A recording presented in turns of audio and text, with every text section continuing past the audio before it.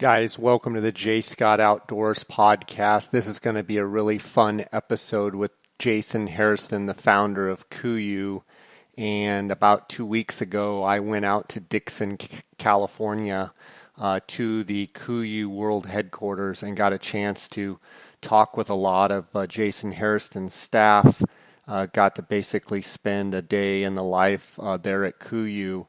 And I spent a full day there, got to go to the warehouse, got to go to the customer service department and see how they handle things there, and got to sit in on a meeting with Jason and his staff with Toray, and just had a great time. I know you're going to get a lot of value and a lot of good out of this episode. I want to thank Jason for his sponsorship. Kuyou has stepped up to sponsor the J. Scott Outdoors podcast.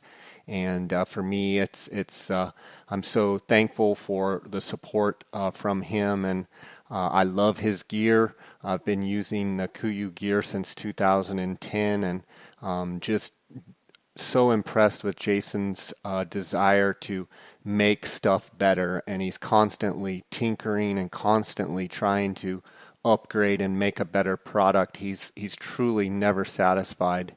I know you're going to love this episode. I want to thank the sponsors of this podcast, Go Hunt Insider, Lorenzo Sartini and his crew.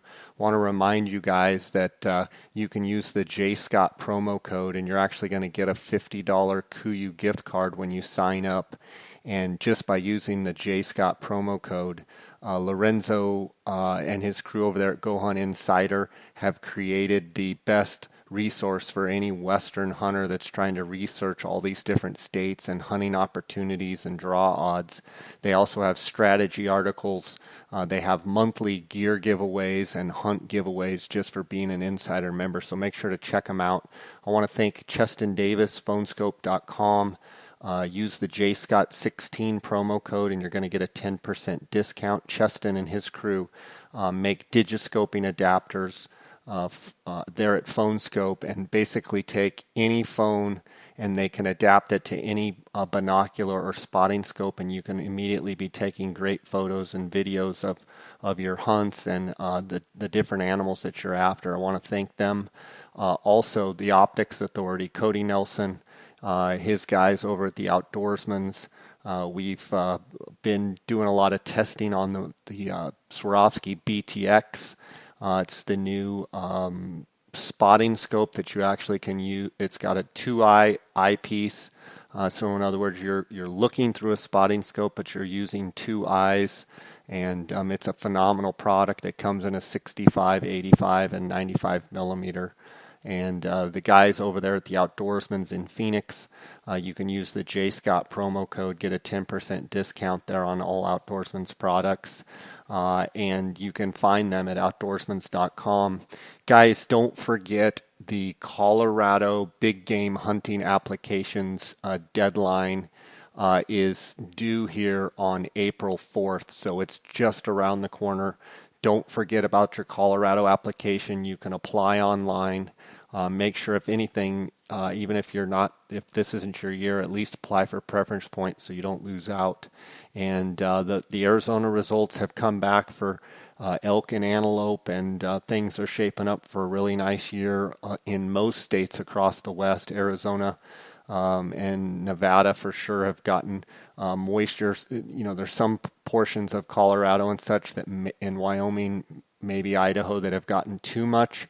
The verdict's still out, but guys, let's get right to this episode with Jason Hairston. I know you're going to really enjoy it, and I'm anxious to bring it to you. Also, just want to thank you guys, the listeners, and want to encourage you to please send me an email if you have any questions at all about product, about gear, about tactics, or people you want to hear on the podcast. You can email me at jscottoutdoors@gmail.com. You can visit my website, jscottoutdoors.com. You can also follow along our adventures at jscottoutdoors on Instagram. My associate Dar Colburn at Dar, D-A-R-R, Colburn on Instagram. And I just appreciate hearing from all of my listeners. If you have success photos from turkey hunts, deer hunts, elk hunts, whatever, you name it, fish pictures, you want to share them with me, share your success, that'd be fantastic. I get emails every week from people with success photos from hunts saying they learned things on the podcast, and it just makes my day. I really appreciate that. So, guys, let's get right to it here with Jason Hairston, founder of Kuyou. Welcome to the J. Scott Outdoors podcast. I am on location in Dixon, California. Dixon is home of Kuyou. This is the world headquarters for Kuyou, and I'm here with the founder, Jason Hairston. Jason, how you doing? I'm doing awesome. It's great to finally have you here. Yeah, it was so cool. I got in last night about 5 o'clock and was able to swing by here and see the world headquarters. And then today it's been so fun because this morning I was able to come at 8:30 and I saw your weekly meeting that team you have. Meeting, yeah, it's good to have you there. Awesome to be there and get to see everybody. But then after that, you had some meetings and stuff. I was able to go through and talk with a bunch of your staff and, interview them and get to see what each one of them, We have some great people here.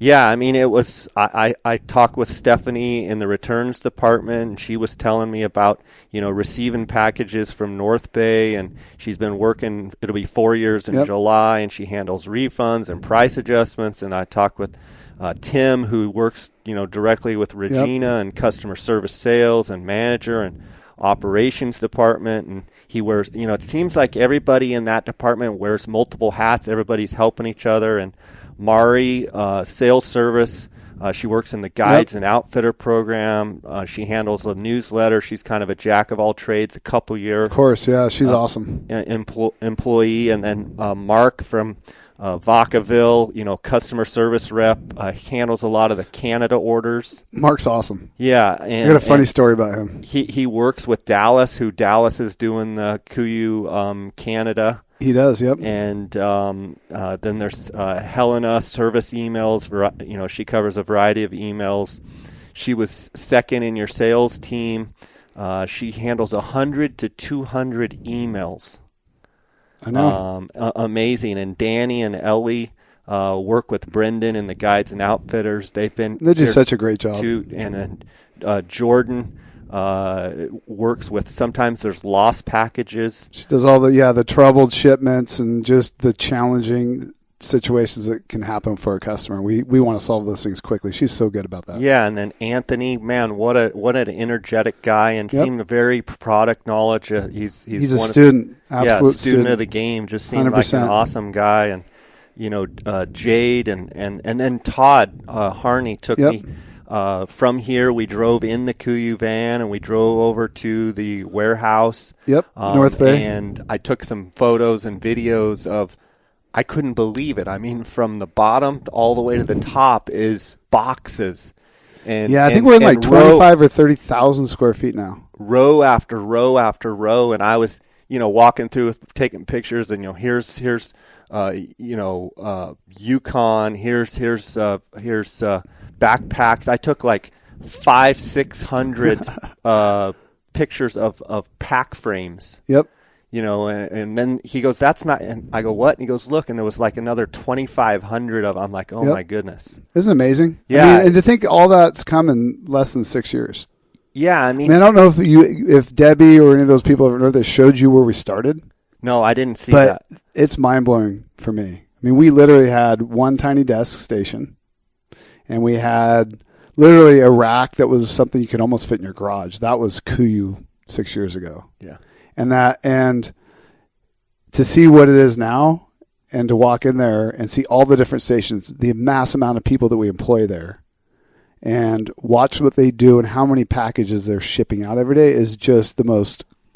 I mean, talk about high energy for me to walk in there and see that. Just like, wow, look at all of this in such a short period of time, chasing this crazy dream that I had for Kuyou. To see it come to this today is like, I got to pinch myself when I see it. It is the coolest thing ever, Jay. Well, it's been cool to watch from afar, watching your success. And that kind of leads to my first question. As fast as Kuyou has grown, obviously the passion that you have for hunting is the driver behind that. And I want to kind of go back to the formulation of Kuyou and what is the driving factor for creating the products that you do for Kuyou. What is the backbone? What is the driving force? Well, I mean, the driving force behind creating Kuyou the way I did, having built my previous brand, and I was just always frustrated that I couldn't make the best products, that the price points on the fabrics I'm using now I couldn't use. I mean, they're just 4 to 5 times more expensive. Okay. I mean, the Japanese fabrics from Toray that we use are amazing. I was introduced to them from a designer, Richard Sibrel from Patagonia, who was introduced to by Gore when they invested in Sitka. And Richard and I work closely together on some of the products that they still are using now. And he's the one that introduced me to Toray at Outdoor Retailer and took me through all their fabrics and explained to me why Toray is so amazing. It's their patents around how their fabrics stretch and recover. They call it Primeflex. And some of the different materials and membranes and DWRs and everything they did was the best in the world. And as Richard said, he's all, Jason, only problem with Toray, no, you can't afford to take this product to market. I mean, you're going to find it in ski jackets and pants that are $2,000 to $3,000. And that's really the only place Toray existed prior to Kuyou. But and watching the retail model restrict me and the deficiencies and lack of value they're adding at the time when everything happened at Sitka and I exited, that's what I was left frustrated with, that experience and the desire to make product out of Toray, my vision for a carbon fiber pack frame that I knew I couldn't make because of price and the retailers wouldn't carry it or sell it, that I had to really just change everything with this business to do that. And I always felt like if I could focus on making the world's greatest product, cutting no corners, and because of that, share it with everybody and explain to them everything I knew about the fabrics, the materials, the products, why we're making it this way, what a great factory looks like versus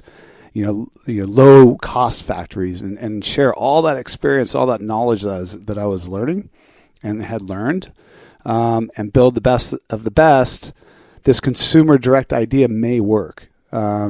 The biggest concern I had, as we've talked about in the past, is with a consumer direct business, you do a grand opening on your website, turn on the lights, website goes up, who's going to know about you, right? And who is going to trust you? Who is going to believe in what you're doing to buy that first product? And if that first product's great, then hopefully that person will tell somebody else about it. And that's a big challenge. And in business today, if you read anything and follow anything to do with business, you're seeing reports every single day of retailers either closing stores or filing bankruptcy. I mean, Gander Mountain, hunting retailer, 162 chain, just filed Chapter 11. Yeah, Sports Authority. Sports Authority's gone. I mean, they're all in trouble. Cabela's needing to be purchased by Bass Pro. That's falling apart because rumor is Bass Pro didn't hit their were down in revenue last year, so the banks don't want to lend to make that purchase happen. That whole model's collapsing. I saw it back in 2008. I just felt like there was not enough value added by the retailer any longer, that there was something inherently wrong. My gut just told me that. And I didn't go direct necessarily because I felt like it was going to collapse, but just felt like there wasn't enough value added and the customer was paying too much for too little. And that if I went directly to the customer and made the best product in the world, that I would win over time. What I didn't quite anticipate is it would go this quickly, that we'd have this much success so quickly, because business experts that looked at my business plan and people I talked to about potentially funding this dream for Kuyou, also the same thing. Interesting idea. You're going to go out of business before you get enough customers. But I circumvented that by starting blogging about the company 18 months before I ever launched, and created that groundswell. I remember watching videos where you were actually researching products and you were going to different places, and you were being very transparent about it. Which once a week, I posted a blog post for 18 months. Yeah, but prior to launch, from my perspective, watching it, it's like, okay, he founded Sitka, and now he's he's the founder of Kuyou, and he's being so transparent about it. From my perspective, looking and watching you do all of that, I'm thinking in the back of my mind, if there was somebody else out there, he's being so transparent, they could just copy what he's doing. I heard it from a lot of people. And aren't you worried about it? Is this guy crazy for being so transparent? But in reality, what happened is you gained the trust of your customer because you were willing to give the information out there and not worry about the other guy. You were only concerned with what you were going to do. And what was best for the customer, and what was best for that product for the customer. And I knew also, because one thing I didn't announce early on was I was going to go consumer direct. All I did was talk about what great fabrics are, what good design is, what great products are, my vision for products, and engaging with the customer around that and listening to them and answering questions. I answered every single question on the blog for a year and a half before we launched. And I used to sit up at night till like 2 a.m. and my wife and Kirsten would be like, Jason, you're nuts. I'm like, every single person asks a question is important that I answer it right now. And it still is.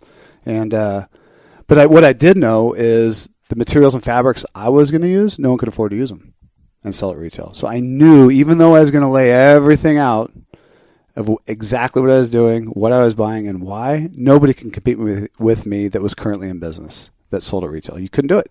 Right. And I knew that. And so I used that to my advantage. And that's why I pulled the curtains back on the entire industry. I mean, I talked about what the realities were that everybody else was buying and using is these sourced Taiwanese fabrics they're putting fancy names on, which were $4 junk with no testing, with no warranty, with no history behind those fabrics. You could take a fabric and have it produced in a matter of weeks in Taiwan and make it into a product and sell it. But you just don't know what the longevity of that fabric is. Right. That's why you see fabrics pill. You see why you see seams tearing. There's no testing or reliability in those fabrics. Just the opposite with what I buy from Toray. I mean, the Japanese are meticulous about every detail that goes in their fabrics, down to the raw material procurement. They have standards that are so freaking high, it's unbelievable. I was privileged today to get to witness you in a meeting with Toray. A lot of them here. This room was full for sure, but it was really neat to see them First, it was really neat to see them come with the respect level that they did to you, and you respecting them back, and it just was neat to watch from a distance, how everything was going on. But to see the amount of detail that you and your staff, as well as Toray and their staff, trying to come incongruent together to help, make decisions on future products and materials, the amount of forethought that you've put into Kuyou gear. I believe I'm going to ask you, what is the reasoning for wanting to create such good stuff? I think it's because you want to use it. It's because I want to use it, and I'm always trying to improve what we have. I'm always looking for a better way to make something that's, and I tag the line ultralight, partly because I knew the patents that Toray has on their fabrics, they can stretch and recover without elastic. And as I've shared on the blog, and we talk about a lot here, elastic's terrible. I mean, it's heavy, holds moisture. It also wears out over time and is a really big negative and something that you're going to take in the mountains. And I knew they had advantage in that. When we took 4 pounds out of the layering system, if you're comparing ours to what I built at Sitka when we launched, and that was purely elastic, and we got a better performing product that weighed less. But it's that never-ending desire to continually look for new innovations that can make our products lighter, better, perform better, or solve a problem that we can't currently solve because of a new material or a new concept, right? And it's just that part of it fascinates me. Yeah. I absolutely love it. Like those meetings today is like sitting down with those new fabric innovations, and this is stuff that this relationship's gotten so good with Toray. We're now their largest customer globally. I have direct access to their entire development team, all their scientists, and we are sitting together as a group now, working to solve the smallest problems now we're facing in the mountains and continue to evolve and push our products further than ever before. And what you saw today, I mean, that's future product for us, and it's so far advanced than everybody else's in the world. I mean, this is like the cutting edge stuff, and the cool thing is we get it first. Yeah, Toray comes to us. I mean, this is stuff we will take to market before anybody else. We will introduce those advancements, and we don't ever stop. I mean, we can find a better way to make a product. It's like today they introduced us the new DWR treatment. Yeah.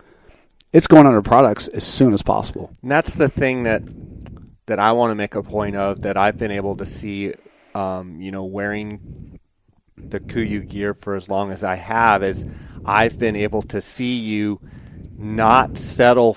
You're constantly wanting to make the product better continually.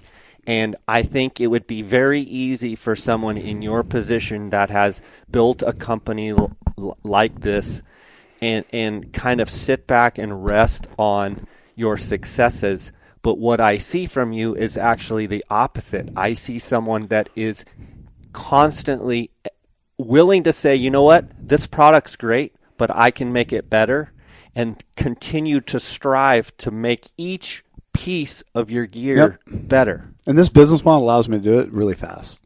If you were in a retail market, you bring a product out that needs to be in the retail market for a certain period of time, or the buyers go ballistic.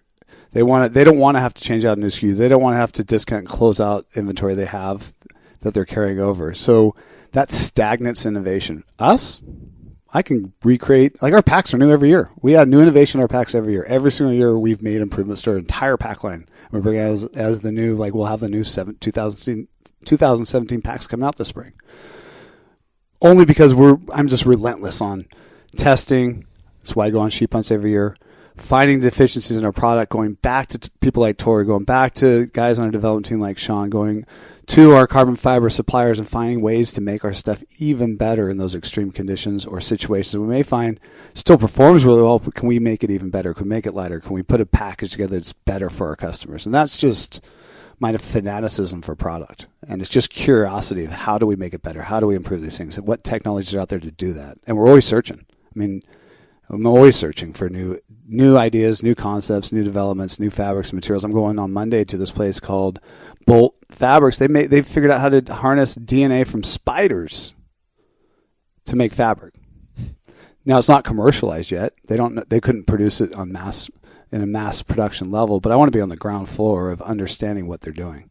Because if there's a company out there going to take it to market fast, it's us, if we can find an application for it. But it's that kind of curiosity that just drives me. It's super fun. But it also stems back to your passion for the business. You alluded to it just a second ago, is you sheep hunt. Yep. Why specifically in your mind is sheep hunting kind of the driver of what you do? Yeah, and it's really northern sheep hunting that is the driver. I love all sheep hunting, but the northern hunts are just, they're in really remote places, they're really harsh conditions, and you truly get to test your mind, body, soul, yourself as a hunter and as a person. And we have a tagline now called "The Mountains Are Relentless." They truly are, especially in those situations. You never freaking get a break. It seems like the mountains. If the sun comes up and gets warm, the mosquitoes come out. If it's cold and wet, it's really wet and really cold. And it's those conditions and challenges that we face up there that truly test your gear. And you're going to find a deficiency or limitation on your gear. You're going to find solutions to those problems that you're facing that you may never find unless you go on a sheep hunt. You have to go. I have to put boots on the ground every single year with new products, new product concepts, prototypes, and test it in those situations so that I know when our customers get it, I personally put it through the paces, put it in the worst conditions I can possibly put it in, and just make sure that they can rely on what we take to market. That's critical. If you don't go sheep hunting and you say your stuff's for sheep hunting, how do you know? Right. You're just guessing. Yeah. It's like, the 23-year-old life coach situation where... that is hilarious. I've seen that before, right? It's living in his mom's basement. Yeah. And he's writing books on, life. And so what you're saying is you want to make the best gear possible. You want to use the best materials, the best ingredients in all of the gear, but you also, a step further from that, you personally want to test each piece of gear so that when you put it out to the marketplace, and if anybody were to come up to you at a trade show or whatever and say, what about this? You can say, I used it, I tested it, I designed it, and I stand behind it. It's just the truth. Yeah. Right? And I've put myself in some crazy situations. some really, I mean, I went on a float trip with Lance Kronberger up in Alaska for a grizzly bear float. It's a 100-mile float just off the Bering Sea north of Unalakleet. I mean, talk about the middle of nowhere. And it was in October, and we're sitting in the hangar before we flew in, and Lance goes, we got a polar vortex dropping down the weather report. We could get temperatures that are going to drop below zero. And ended up dropping 20 below zero at night. Never got a high above 10. We had to float 100 miles down that river. For 9 days, we were stuck in that weather. Racing the river, it was freezing. I think you've seen the pictures of it. I mean, portaging boats and breaking ice. All the bears went to hibernation. It was literally a 100-mile survival race. And when people ask about my gear, you know, what kind of conditions can this go down to weather-wise, I'm like, I can personally say I've had it minus 20 at night. Highs of 10s for 10 straight days. And guess what? It worked great. Yeah. And unless I've had those experiences, I don't know. And I can't tell people with confidence and know that they are in those same situations that it's going to deliver for them. And it's super important to me. I don't want a customer to have a disappointment or a product failure because we haven't tested in those situations. Right. Have to. It's critical. It seems as though the industry, there is a level of hypocrisy in the industry a little bit.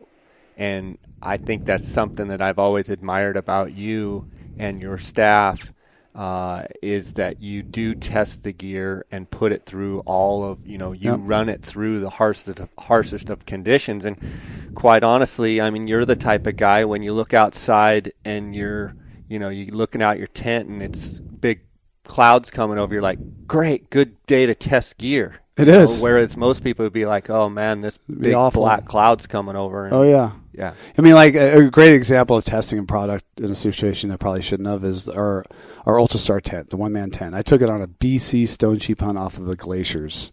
And so we were super exposed, way up high on some glaciers, which gives you no protection. And we're on this glacial moraine because it was the only place to camp. And we just got, like, for 5-6 days in a row, got pounded by storms.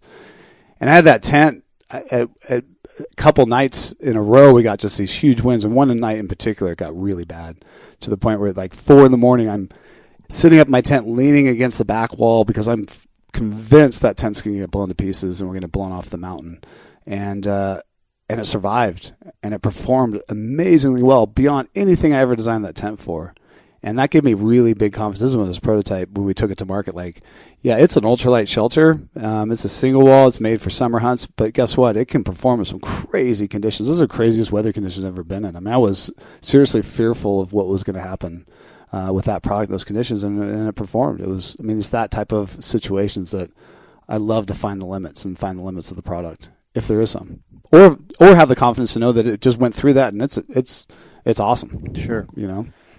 I want to ask you, today being here at the KUIU headquarters and getting to meet a lot of your staff, there's a whole level that I see here in Dixon, California. Population, I think I saw a sign 16,000. They're not very big. And, I mean, there's 40-some people or more that I've seen that it's job creation here in the U.S. Yep. It's job creation in your home state, in your hometown. Yep. What does that mean to you?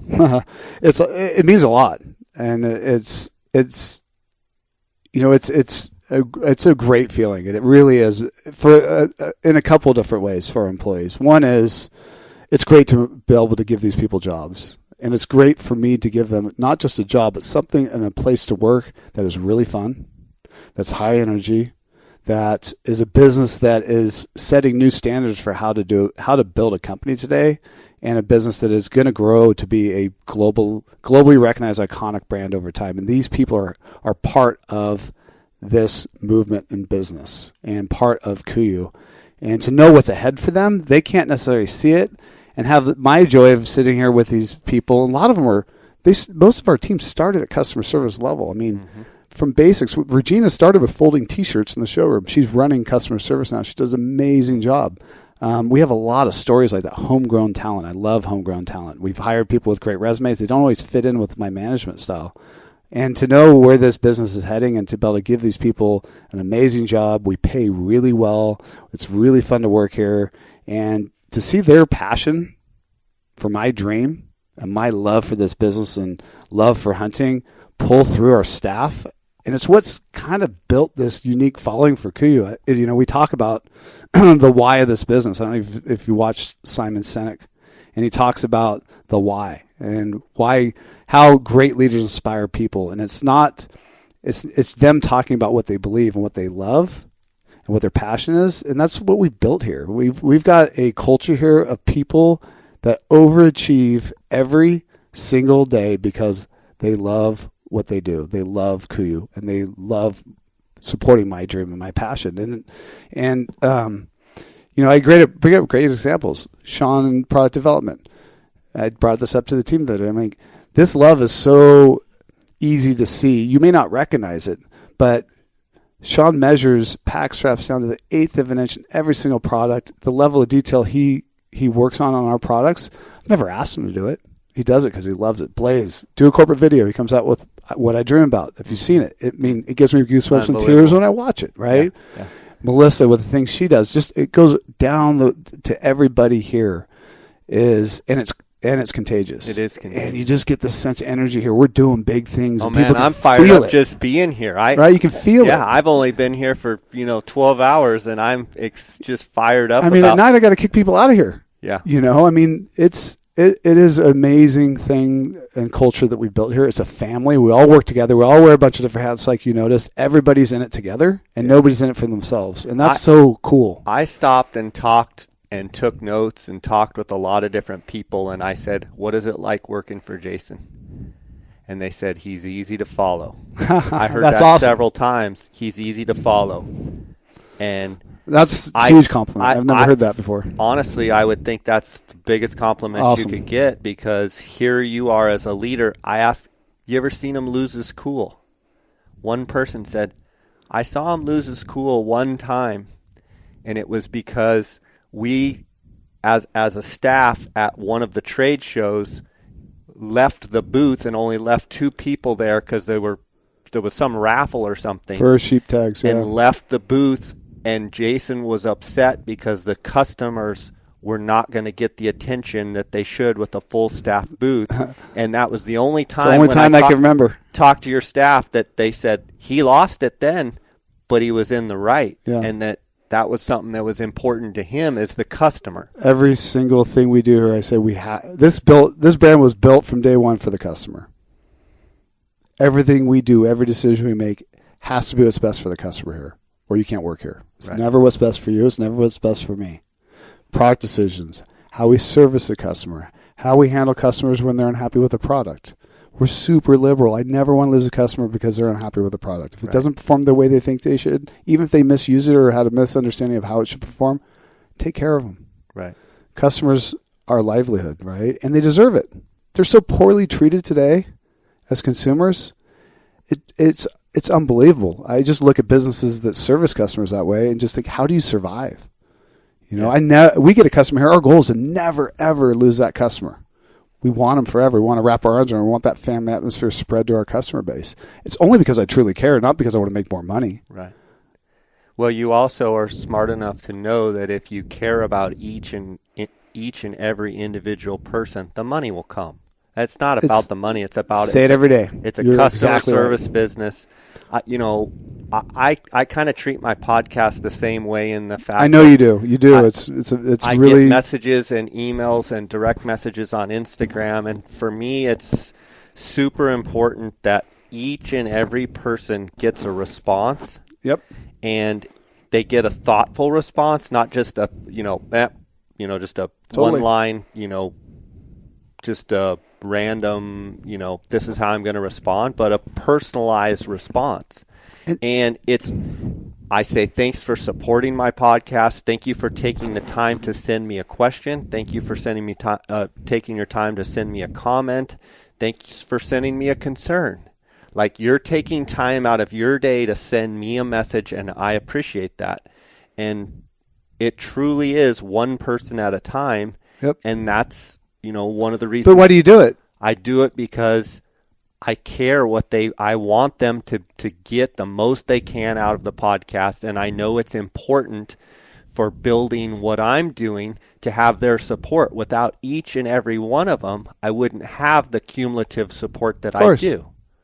Of course. So it's it's everything. It is. And I study business, and I'm fascinated with brands and brand building and business. And I watch a lot, and I get a lot of influence from other business. I learn a lot from other business, how they do things. And I just watch so many businesses do it for the money and the detachment they have from what's right for their customer. And, there's a lot of decisions in this business I could have made to make a lot more money than I've made to date. A lot more. We could be a lot bigger. My life could have been a lot easier the last 5 years. But I felt like for this brand, what I wanted to do is what was best for the customer. And like you said, if we focus on the little details to provide the best experience, the best product, the best service, every single day, the big things will come. And I challenge our team. We're getting big. We're getting really big, really fast. And as I sit down with the management team, we cannot forget what got us here, and that's the customer in every aspect of this business. Second we do, we become average, become just like everybody else. It's never been about the money. It's been about the customer. And that's why I built the business model. That's why I gave the retail markup back to our customers. I could have added a lot more margin to my products. I didn't. I mean, we literally sell our products at what I'd sell to Cabela's today. Yeah. And I've had, people from the outside, professional investors look at our business and are like, why don't you charge the customer more? I said, that's just not what I believe. I believe the customer deserves that retail markup back. They're smarter than the retailers are anyways. They found my product. They deserve it. Yeah. I make enough money with the standard margin in our products. Don't you think it's interesting how other brands have kind of gone to this direct-to-consumer model in talking about global brands in all sorts of business, not even in the outdoor business, just you're seeing across. They're the hot things in the retail market right now. And it seems like I study a lot. Kuyou was like at the very forefront. Yep. And now you're seeing the trend is to build consumer direct, and how do you do it? Right. And I study a lot of them, and our philosophy still is unmatched. Most of them are using it to either give them a huge price savings, so they're going on instead of like Warby Parker is a great example.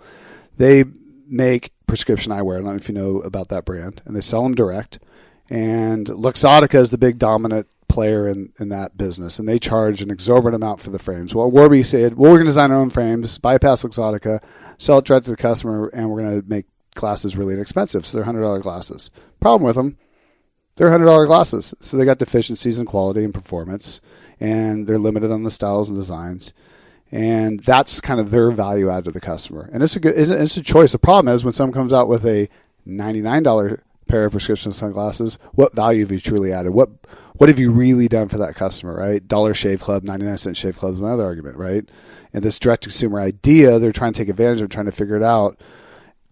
I did it just so I can make the world's greatest product and gave the retail markup back to the customer. So we're adding a lot of value in a lot of ways as far as just amazing product that is unmatched before in the collection of materials we put together with it, and then giving to the customer at such an amazing price for what they're getting. Yeah. And that's allowed me to build this, unlike any other consumer direct brand, with hardly any money to market. I've relied on the customer selling it for us. And that's truly, I believe, the correct way to build it. It's a slower way to build it. It'd been a lot easier for me to go raise a lot more money at the beginning. To be able to house marketing, a lot more inventory. House more inventory, a lot more marketing, and then worry about profit once we get to huge scale. And that's what most do. I built it the slow way, the hard way, the organic way.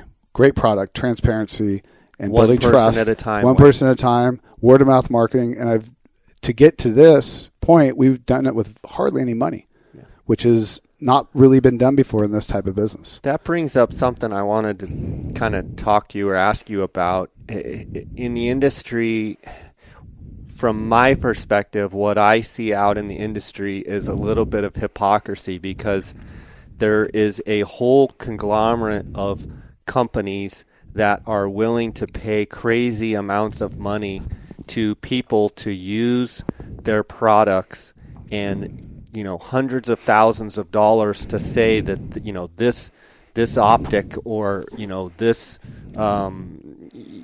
this nutritional supplement or this, that, or the other, or this tree stand or this bow and arrow, this arrow is the best, or what have you. And then you take Kuyou, who doesn't have a pro staff. They don't pay people to outsource. I mean, they don't outsource their credibility. They don't pay. Yep. They don't pay people like I see it over and over, and someone will be saying, oh, this is the best, binocular. And it's like, really? This is the best binocular? Or how much are you getting paid? Oh, I know. Isn't it crazy, though? I mean, one year they're telling you First Light's the best, and next year they're telling Sitka's the best. What is it? Right. I mean, is it truly this one, or is it this one? Is it, you got guys, promoting Swaro, and the next year they're promoting Nikon, and it's like, obviously money will buy anything. It's right? In essence like saying Ford is number one, and the next year they're saying Chevy is number one, and the next year they're saying Dodge is number one. Because these companies want me the bigger paychecks. I would tell you whatever makes me money. Yeah, I know. But then at that point, hasn't there been a total loss of credibility, not only with those individuals, but it almost gives a loss of credibility to the whole industry? It has. Well, and I think the consumer is way smarter than that today. And I think I've proven it with this business model. You know who you trust? You trust Dar. Mm-hmm. You trust your other buddies that hunt and are really into product and gear that have used it. That's how word is spread about product today. That's where the trust is. And we can measure it. As a consumer direct brand, I know what some of these marketing initiatives that other brands are doing, and I know they don't work because we can try something and we know instantaneously of whether it's driving sales because I can watch every single sale come in. Those brands that sell at retail have no idea what works. They throw everything up there against the wall. The retailer sells a product to the customer. They don't know what works. I've talked to them. I've talked to some of the biggest brand names out there, the CEOs of it, talked to their heads of marketing. These are the things we do, and I'm looking at it going, wow, that's a waste of money. Do you realize none of that works? Why don't you just put it back into better product? Yeah.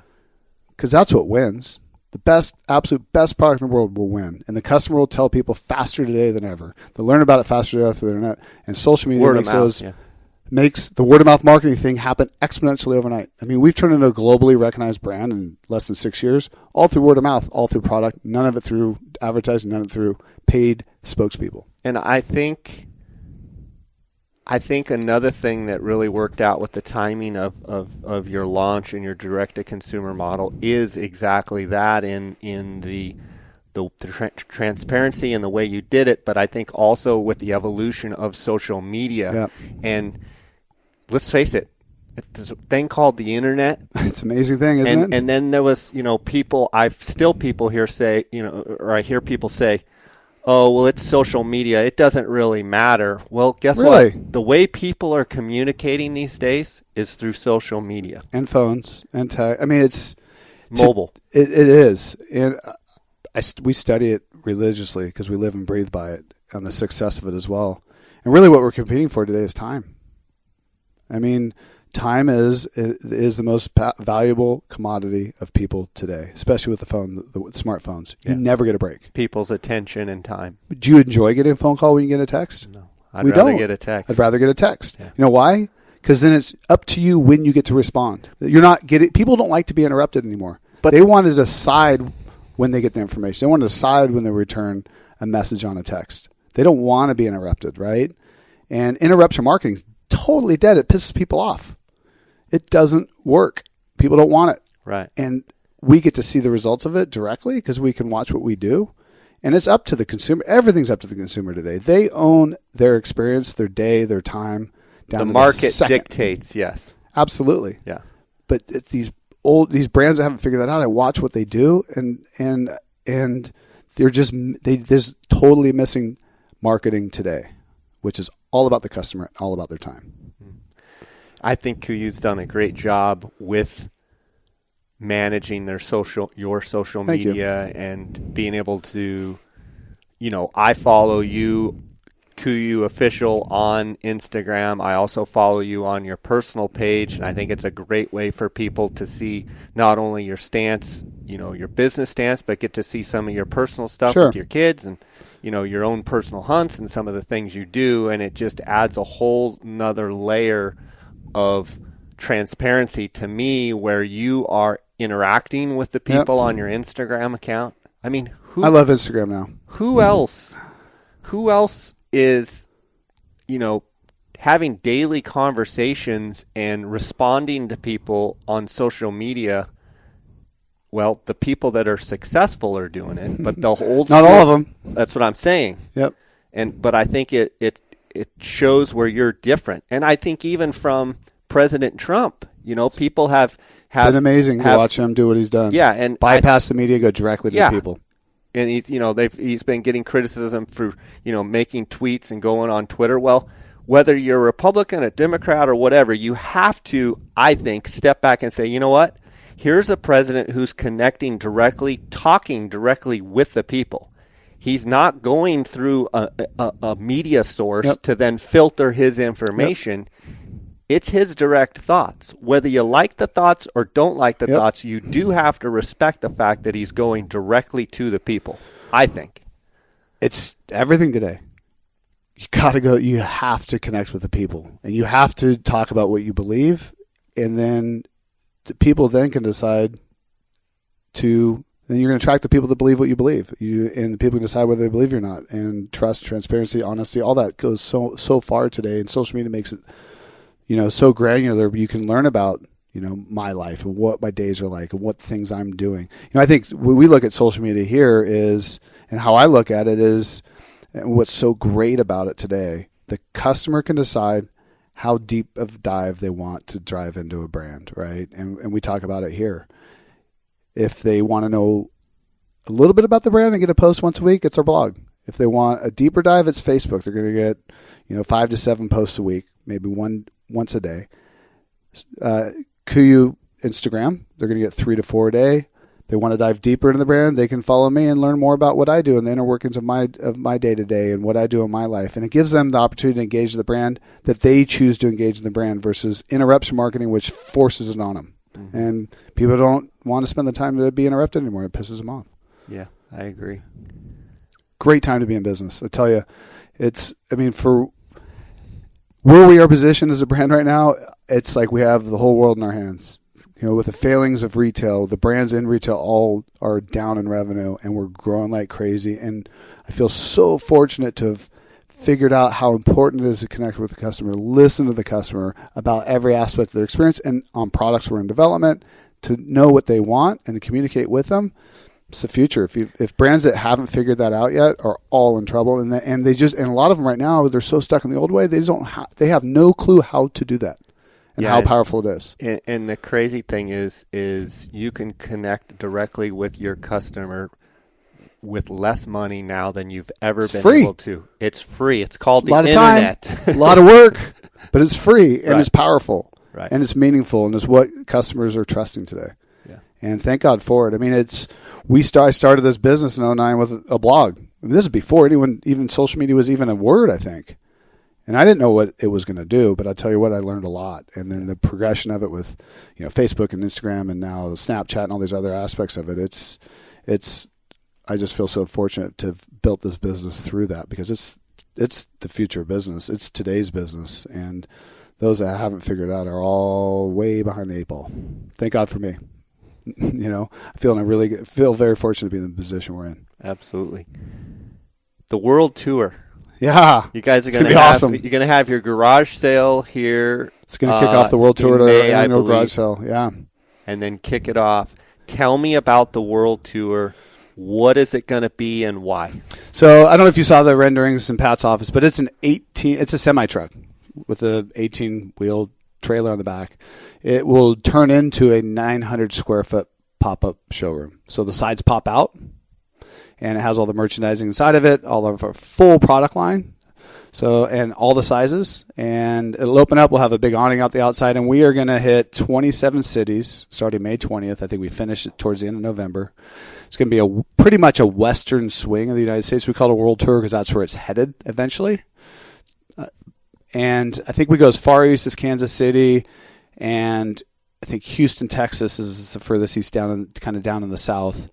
And we're going to make stops every weekend. We will have a 3-day stop in a different city, and we'll hold a Kuyou event there. Obviously, people will be able to come in, try on all the product, learn about the products, learn about what makes us special. We'll do clinics and gear clinics and pack clinics and how to prepare for hunts, and gear experts to help people get set up on gear lists. And we'll be showing some of our films from our our film festival that come out shortly. It's been a huge success on year 2. It's amazing. And create a really cool event around Kuyou. And we'll be using our existing customer base in those markets to help tell friends and bring friends there as well. And reaching out to the local conservation organizations to come and bring their members to help support it. And what I'm really excited about, Jay, is, we've seen it. And you've seen it when we do the consumer trade shows like SCI or Wild Sheep, and the amount of enthusiasm, amount of people jammed in our booth for 4 days. And also when I've been working those booths, to watch somebody come into Kuyou for the first time and say, I kind of heard about it. What's the difference between you and this brand or you and this brand? And to be able to show them and hand them a product, have them touch it and feel it and get it, and then make a huge order and then become a lifelong customer of Kuyou. That's the experience I'm really excited about, because there's a lot of people that have never touched and felt our product that want to, they haven't ordered, that we're going to be able to give them the full Kuyou experience that we can give them at a trade show. So just to be clear, this semi, in essence, is going to have all the gear, all the sizes. So, I mean, they can try on everything. Absolutely. They can touch, feel everything. Try it on, load up a pack, carry weight in our packs, take them for test hikes. Get a full-blown experience of what our product line is. Get fully layered up, and we'll help them get totally set up for any hunt they're going to go on. They can get all their sizing down. They can place an order with a promotion. They'll get a discount for ordering it there. It'll be set up like the trade shows. We'll take orders, and we'll do giveaways and drawings and promotions, and thanking customers for coming out and doing some special things that we'll do only at the World Tour stops. And I can't wait to see the reaction to it. Plus the semi trucks, you should see it. It's beautiful. It's cool. It's all wrapped in Kuyou. And going down the road, the company we're working through, it's going to get seen by, they ran the math on 12 million people will see that truck over the next 6 months. That's really cool. I know that's going to be a big success. Where can people find out where the tour is going? When are you going to release that? So we'll have a lot of information coming soon. We have a whole section of our website dedicated to the World Tour with a map. We have live tracking of the truck on the map. You'll be able to see where the truck is, where it's going. It'll have the locations, the dates, the times, and it's going to be lots of information on that. We're running ads in all of the magazines coming up this spring with information on the tour and the locations and dates. And I'm really excited about it. It's just kind of another layer of customer service, bringing the product out to the customer, which they've asked for. And instead of doing it through retailers or instead of doing it through us opening stores, this is a great step to taking that product closer to the customer, which I'm really, really fired up about. I know a lot of customers ask, are you going to create a women's line? And I want to know, are you going to create a women's line? Right now, no. And it's not that I don't care about women. I think it's fantastic that women like to hunt. I think it's fantastic that they get out in the field. And there's some amazing women hunters. And I'm seeing a lot of them wearing Kuyou too. They do. They love the fabrics. They love the feel. They love the performance. No one knows apparel better than women. They get what we do. They ask for our product in women's, and we get a lot of requests for it. I've just done for me in business, I have to be really smart about what I go into. I've run the math on rolling out a women's line and the amount of SKUs it would take, the amount of sizes it would take. It's just under $2 million investment for Kuyou to go into women's. I can't keep the men's in stock yet. Right. That's been one reason. The other is, I've talked to buyers that sell at retail and they carry all the women's products out there for hunting. They don't sell very much of it unless it's on discount.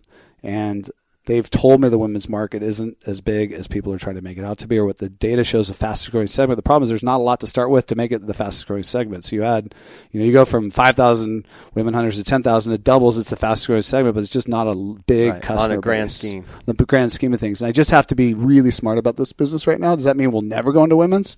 I'm not going to say it's never. It's just not right now. So for you, it's a business decision. 100%. Yeah. Until I can prove the market's bigger, until I can keep everything else we're making in stock and service our customer, really well with our inventory. It's just it's not at all that you don't want women wearing Kuyou. No, you love seeing not. Pictures when gals have their husbands in tack pants rolled up or whatever. Yep. It's just a function of to it's all business. It's all business. Dollars and cents.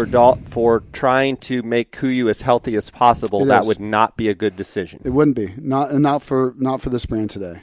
Although we are running some smaller sizes this year, and we'll continue to do that. And we're also coming out with a youth line. We're hoping to have it out this fall, but I think it's going to end up being spring of 18. And having sizing from kids through youth through smalls. Now, it's not the fits are going to be perfect for women, but we're going to be able to fit a lot more women in those products. And they, we've had women that buy the bigger size and have it tailored to what they need and love it. I noticed there's some guys that are asking for longer inseam length in pants. Is there any talk of having longer inseams? Well, all of our pants are cut at 34, as you know. I don't know if you're aware of this, but all of our cuffs I purposely designed in. Instead of just folding our cuff up once and sewing it to create the bottom of the pant, I actually fold it twice, which costs us a little bit more. But taller guys can take that cuff out, undo the stitch line and drop that down and get to just under a 36-inch inseam. Okay. A lot of people don't know about it. We probably don't do a very good job talking about that, but that's what most of our tall guys do. And if they're even taller than that, then they're getting into our gaiters to make up for that pant length. There was a transition from Verde to Verde 2.0. What created that transition? Why did you do it? We're never satisfied. We're always looking to improve. And, I study our patterns in the field, and I study them and how they look and how they're functioning. And I just come up with this concept to just evolve Verde 2.0. I work with a graphic artist and came up with what it is today, and just I really wanted to open it up a little bit more, have larger sections of the solid color versus the contrasting lighter colors. I wanted to add gray in and wanted to add black in to give the contrast a little bit more richness, and that eventually evolved to where Verde 2.0 is. And you've seen it. It's beautiful looking. Yes. It's fantastic in the field. It's really versatile, and the response to it has been just absolutely overwhelming. I love it, and the customers do too.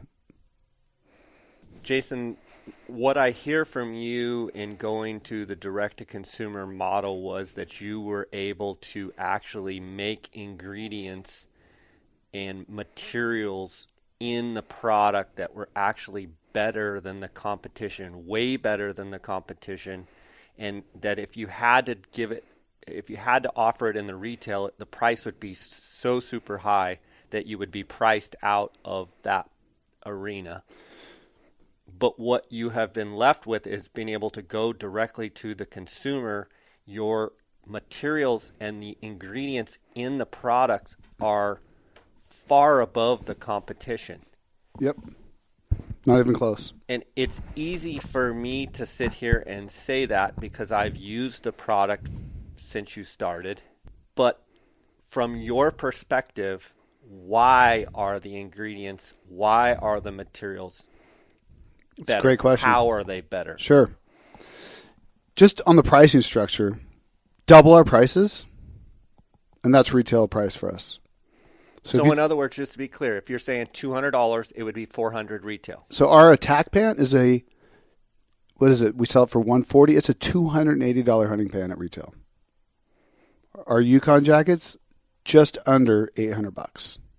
That's retail price for our product. A lot of people, and I probably do a poor job today of making sure that's really clear. We did it very early on with the early adopters on the blog. We talked a lot about the retail model, how it worked, how markups work. And we have that on the business model, but I don't know that we do a really, really good job today, especially with new customers, educating them around this. Take our prices and double them. Our packs are $1,000 packs. Our sleeping bags are $1,600 sleeping bags. Just to be clear, that's not the price, but if I sold to retail. If you sold to retail. We sell at our customers at wholesale prices. Right. We've always done it. That's I think been a big part of our success, is the fact that we can deliver such an amazing product at wholesale prices to our customers. To compare it apples to apples to competition, if you're basing off a price, you're missing 100% markup on our price to understand really where the true price of this thing is if you're going to compare it on a price basis apples to apples. And that's a bit, and because of that, it allows me to work with only the best of the best in the world. And through the process of leaving Sitka and launching this brand, almost 2 years I spent researching and studying materials, factories, finding unique craftsmen at what they did, down to the smallest details that went into our products.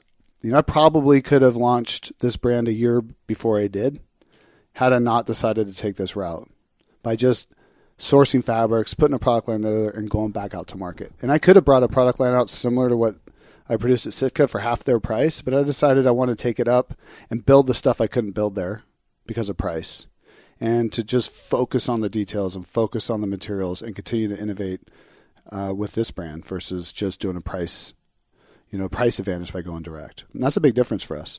And so Toray is my favorite example. I mean, I literally built this brand because I knew about Toray and I knew about all their advantages. And one of the things about Japanese and how they do everything, I don't know if you know a lot about their culture, but everything is process driven. Everything is set up around quality standards that they will never vary from. And because of those quality standards, because of these processes, and because of their culture is really interesting. So, for instance, if they're coming out with a new product, it has to be gone through a process with 5 different people within Toray before it gets approval to go to market. And they do that for one reason, because the family name is so important. And if any one family name is tied to that product, that's one person that approves it, and that product fails, it's a disgrace to the family name. So because of that, 5 different people have to all go through the same testing process to sign off on a product before it can go to market, because they don't want one family name to be on it. And because of that, you get this meticulous quality, you get this meticulous craftsmanship, you get these really high standards that never deviate, because you got to pass through 5 people to approve it. And that process is what makes Toray so great at what they do with fabrics. And they're also very meticulous about working to continue to improve, never resting on what they currently have, and always finding ways to make stuff lighter, better, perform better. And what's so cool for me now is, as this business has grown and Kuyu's become their number 1 customer in the world, I now have access to go to Japan, to work with their scientists, to go work with their fabric developers, and work with them, really directly and intimately. You saw them, the people here today. Yeah, it was amazing. And talk to them about ways to improve our products, ways to solve problems that the laboratories are saying that the fabrics shouldn't have a problem in, but the real world in Alaska in a really bad storm, busting through brush for 8 hours, will find that you can't find in the lab. And they're willing to work with us to solve those problems, improve their products, and they're relentless about it. And you saw some of that today. And that relationship is one that only comes through a lot of respect and reciprocity, and truly not just doing business with them, but it's understanding how to do business within their culture. And it's so different than what we have in America. I love it because it's like old school business. And the one thing I learned is you got to be really patient. No matter how much you jump up and down, yell and scream, well, that will hurt you doing business with the Japanese. They're not going to break their processes and deliver something to you faster just because you need it. You just have to plan for that. And that's a big learning curve, because to work with Toray, we have 1 year lead times on our products. It takes that long for us to take a product order to deliver on average. That's what we plan for, because that's how long the processes take. It's because their quality standards are so high, they reject so much raw material called grage before they ever get to fabric, that it takes that long to produce the raw material to get it approved, to get it to fabric, to get it to market. So some of these materials that we were looking at today that I had the privilege of just sitting and watching Were they awesome? Do your work, incredible. Those may be a year away. If I place an order today, we can't plan on having them until this time next year. Okay. Now, they may beat that a little bit, but that's how we plan with Toray. Right. But it's not like it just – let's back up. Toray's not just some fly-by-night company. This is a powerhouse. It's the best in the world. $20 billion Japanese business. Now, they're in lots of different things. What's great about Toray is their foundation for their business, where it was founded, was they were a chemistry company that made chemicals. So that's how they approach everything. And that's why they make things that are so much better than everybody else. It starts from chemistry and works its way up. What everyone else does, they just try to figure out what Toray's doing and then knock it off in a cheaper way. but they have no process, no quality standard. They don't have the quality standards. They don't have the foundation for what Toray did to get to where they are. So they're just cheap knockoffs.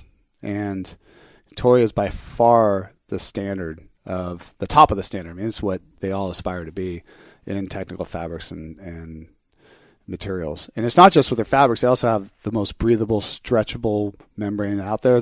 You saw some new membrane concepts today, and those are super cutting edge ideas and concepts that we're looking at today. I mean, never been invented before type of stuff that's pushing the boundaries. And that's the stuff that's really cool that Toray does. Their nanotechnology on down feathers. I mean, I've tested all of it. There's Toray, and it sits up really high above the quality standards of everybody else. And that for me, that's just the stuff I totally geek out on. I love that stuff.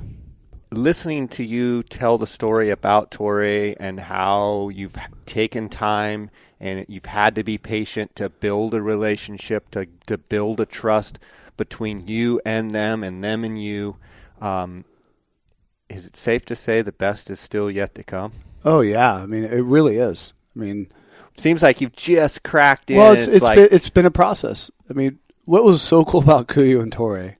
So in 2009, when I first came up with the business model and I first approached Toray, they didn't return any phone calls or emails. They had pretty much given up on the United States. The prices, they had priced themselves out of this market. There were some brands that were still trying to use it, like in Arc'teryx, but they'd gone away from it because of price. The retailers were demanding it. And so here came me along. They'd never produced fabric for a hunting company before. A hunting market, knew nothing about it. And I emailed them, I called them, I couldn't get responses. No one would send me sample yardage. Through the factory that I was working through to build the samples, I had a contact in Hong Kong.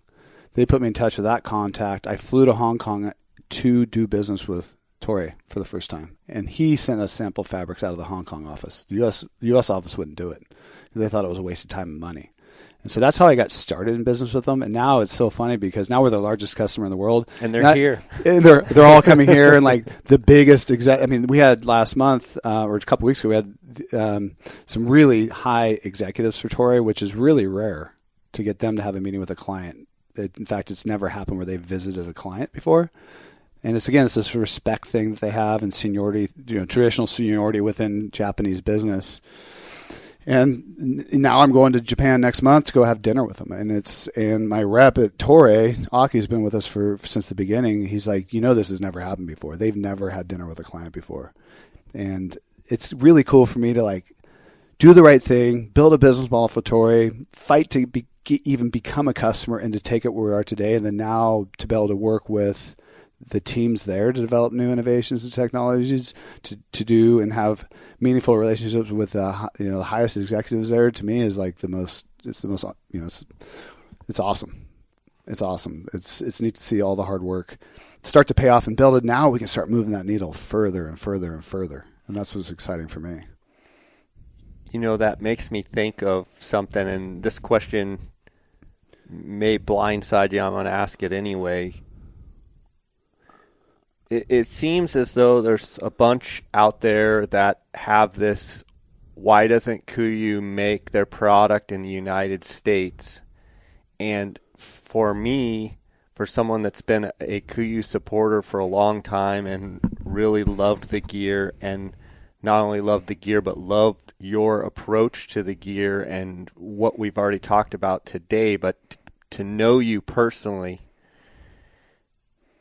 I feel like that question, or people saying, why don't you make it in the United States, is frustrating to me, even though I don't even know a lot about the business, because the other brands aren't made in the United States. So they're trying to, and I say there's people on social media and such that are trying to single Kuyou out as, well, great, but why don't you make it in the USA? When none of the other brands are making it in the USA. Nope, here you're dealing with very respectable company in Japan, cutting edge technologies, best materials in the world, and then where your product is made compared to some of the other quote unquote competitors. Well, I know where their stuff's made. I know. I don't have one product made in the same factories. They make their stuff in for a reason. Tell me about that. It's quality. It's reliability. And it's there's not a made in the difference. USA. No, none of their stuff is. Right. No. So No. it seems as though there's somewhat of a double for whatever reason, we're held to a higher standard, which I appreciate. And I don't know if we're held to a higher standard or if it's, people that support the other brands and just, by the way I've gone to business and the way I've taken the brand to business, I think when you do things that are different and I think you do things that are put disruptive, a target on yourself. Yeah, you do. And I'm transparent and competition. My old business partner may not to be that I'm an egomaniac and it's all about Jason. It's nothing to do with that. It's me wanting to be transparent about everything I do because I believe in what I believe and I want to share it with our customers. I think that builds trust and credibility. And I think it's what is the strength of this brand. And so it's created a target on my back. I'm okay with it. People like to throw things out like, it's Chinese junk. It's made in sweatshops, which is none of that's true. We work only with the best factories in the world because we can afford to. The others can't. I get that. I was there before. And then, as far as made in the U.S., and I've gotten this because of my friendship with Trump and my support of Trump through the campaign and my willingness to use Kuyou as a platform to talk about my relationships with them and why they're great people and why we should vote for his father because they'll support hunting and conservation, which is another conversation. I would love to make it in the United States. In fact, I don't know if you remember, we launched Kuyou in a Vancouver factory. I wanted to make it domestically. I couldn't even make it to start domestically because the factories that I needed to cut and sew the way we cut and sew, to have the equipment to cut and sew the way we cut and sew, to do the seam taping, you couldn't do it in the United States. Regulations kept the certain types of heat set glues that we use in our rain gear. You can't do it here in the United States. And so we had to go to Canada to do it. The Canadian sewing production facility worked there had 6 sewing lines. Within the first year, we had a 1-year waiting list in our pants and our jackets. People were screaming bloody murder. And I knew I had to go overseas for production. And people say, well, you did it because you got a price advantage. We didn't get a price advantage. We absolutely did not. You did we it didn't from go a to functionality standpoint. We didn't go to low-cost providers. Our costs in Asia came in a little less than what they came out of Vancouver, but we had duty rates on top of it. Some of them being as 30%. So we actually lost money by moving it to Asia because of the factories we chose versus low-cost providers. But we were able to start to chase some of the demand and start to get to where we didn't have a 1-year wait on our products and start to service some of that demand to service our customers better. And we didn't have a choice. I would love to produce in the United States today. There's no facilities here that can produce our products. And there's no facilities here domestically that could keep up with the capacity that we have and the growth that we have ahead of us. I've talked to lots of people about this. If Donald Trump is serious about raising duties and taxes and penalties for business for importing products, to try to force companies here, it's going to be really challenging because for our industry, they don't exist. So we can't just move production here, and those costs will get put back onto the customer if that's his strategy. I don't believe it is because he's a really smart business person. I think his focus really is to keep the jobs here that can be here and move jobs back here that have the facilities to support those jobs, versus just hammering businesses like ours because we have no choice. The next thing I want to ask you about is something that I really respect, and I just want to talk to you about it, and that's your level of willingness to be giving to conservation, and specifically conservation that is directly related to hunting. Yep. And you have recently purchased the California Desert Bighorn Sheep statewide auction permit. You have done this cool? personally. Yes, I did. Okay, so this is Jason Hairston personally buying the California auction tag. One of the things that strikes me with this is you could go and pay a quarter to a fifth of the money. Absolutely. You could probably go to Mexico and probably shoot a bigger sheep. On Tiburon?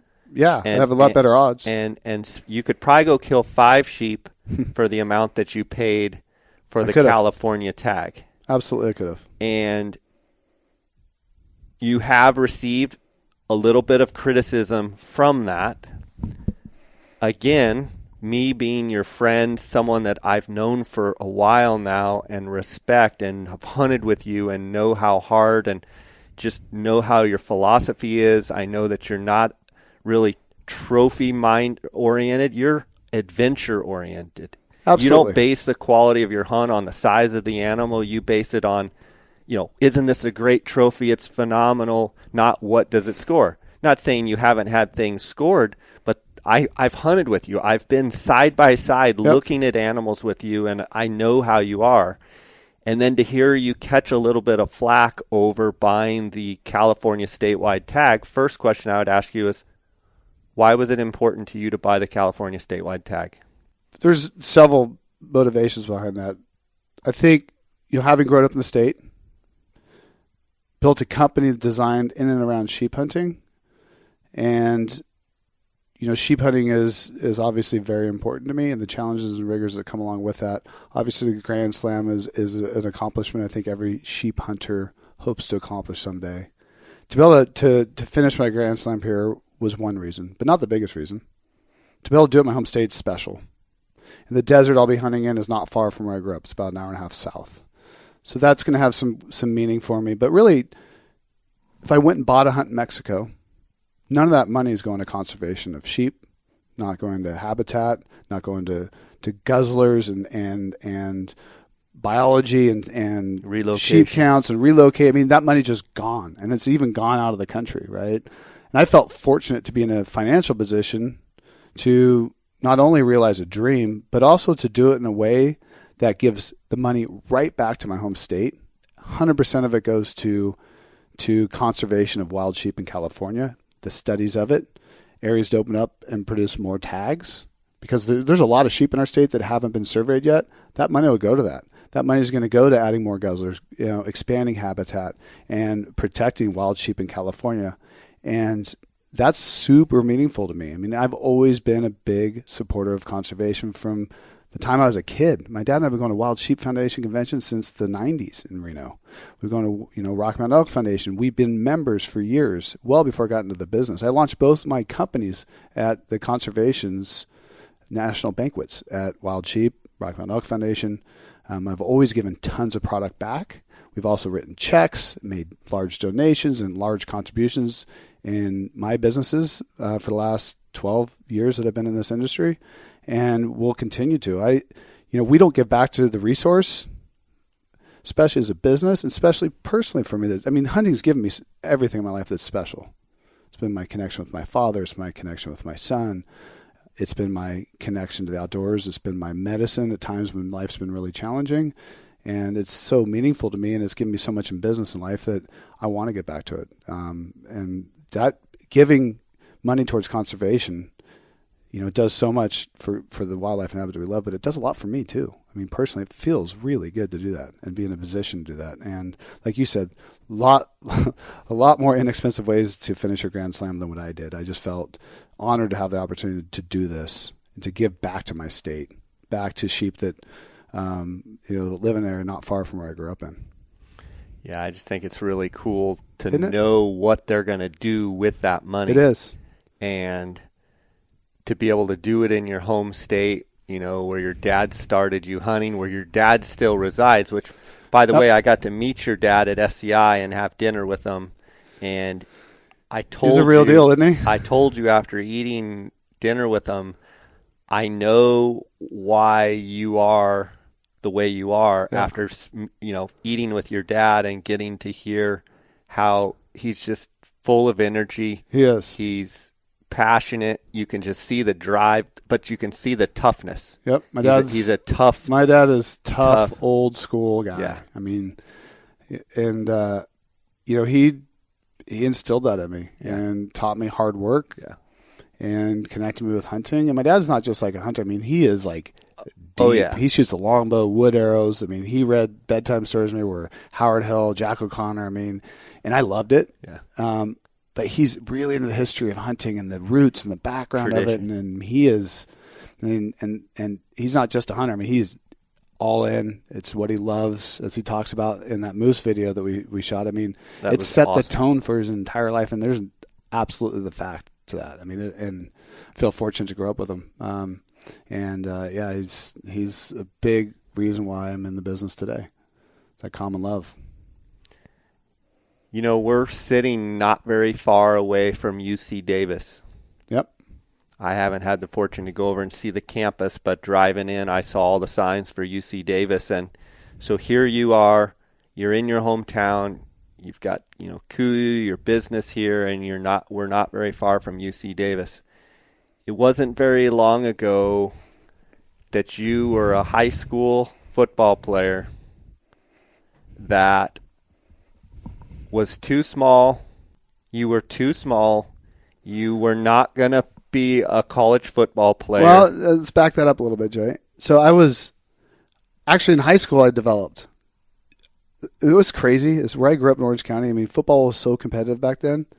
When I was 8, 9, and 10 years old, I went out for junior All-American football. They call it down there. I got cut. I look now my son's 9. I couldn't imagine having him go out for a sport and get cut. Talk about a humiliating, devastating, dream-smashing experience for 3 years in a row when you're 8, 9, and 10 as a kid. And I grew up with a dad that played linebacker in college. My older brother, for whatever reason, got all the genetic gifts and was the lucky one, although I think I'm the lucky one now as a young kid. And he was the captain of every football team, starting quarterback, linebacker. Here I was, the little skinny younger brother with no athletic ability at the time, and getting cut from football teams. Runt. And I grew up in the shadow of this, like, the next stud, right, with a father that was a college football star. My mom was a head cheerleader, right? And that's how my football career started. And but I never, you know what's interesting is that taught me so much in life, though. It taught me to continue to believe in myself, even though others didn't. And it taught me that, hey, you know, Jason, you can still achieve your dreams. It just may take you a lot more work than the average person or the guy that's got more gifts. Yeah.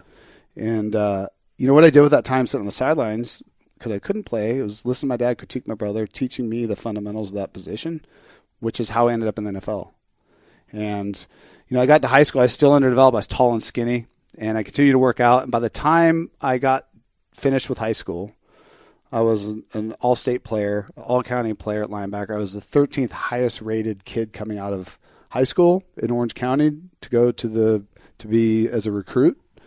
And story of my life, Stanford comes in my living room very early on, offers me a scholarship. I'm going to Stanford, right? What a great opportunity to get a great education. The day of signing day, they call me and tell me they can't get me into school, which I learned all about the big business of college football.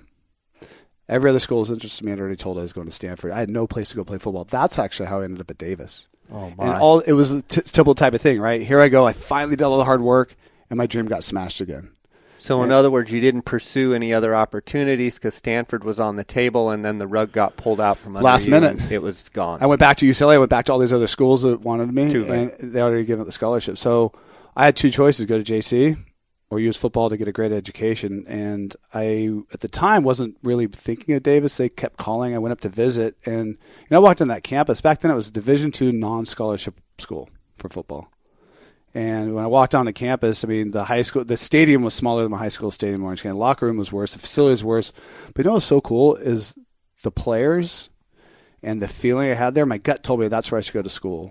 And it's kind of what we have here. There was this overwhelming love of football. It came from the head coach, Silker, that had been there for years, his love of football. And everybody loved football. And everybody was there kind of had a chip on their shoulder.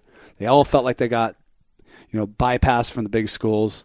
And because of that, it ended up being the best choice I ever made in my life. And my gut is the only reason why I went there, because everyone thought I was nuts. Like, Jason, you should go to JC for 1 year, go to USC or go to Cal.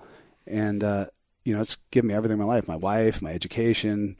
I live, the next town over. My wife's family founded this town. And, it also taught me that if I continue to do hard work through college, I ended up in the NFL. That if you continue to believe in yourself, even when others don't, you can accomplish just about anything. I mean, I in this business, in my athletic career, in my life, none of it's come easy, and I think it's fortunate because it's taught me everything, so much along the way. Same thing happened with Sitka. I finally, started my dream. I figured it out when I was in my early 30s and came up with this idea with Jonathan on the Mountain and built what I thought was my career. And, we took an investment from Gore and October of 2008, June of 2009, I'm kicked out of my company. Bottom of the economy. No source of income. A daughter about to be born with a tumor in her left lung. We don't know if she lives. A 22-month-old, and a house payment. And I was like, all right, here we go again, right? And, those lessons now I look back are wonderful.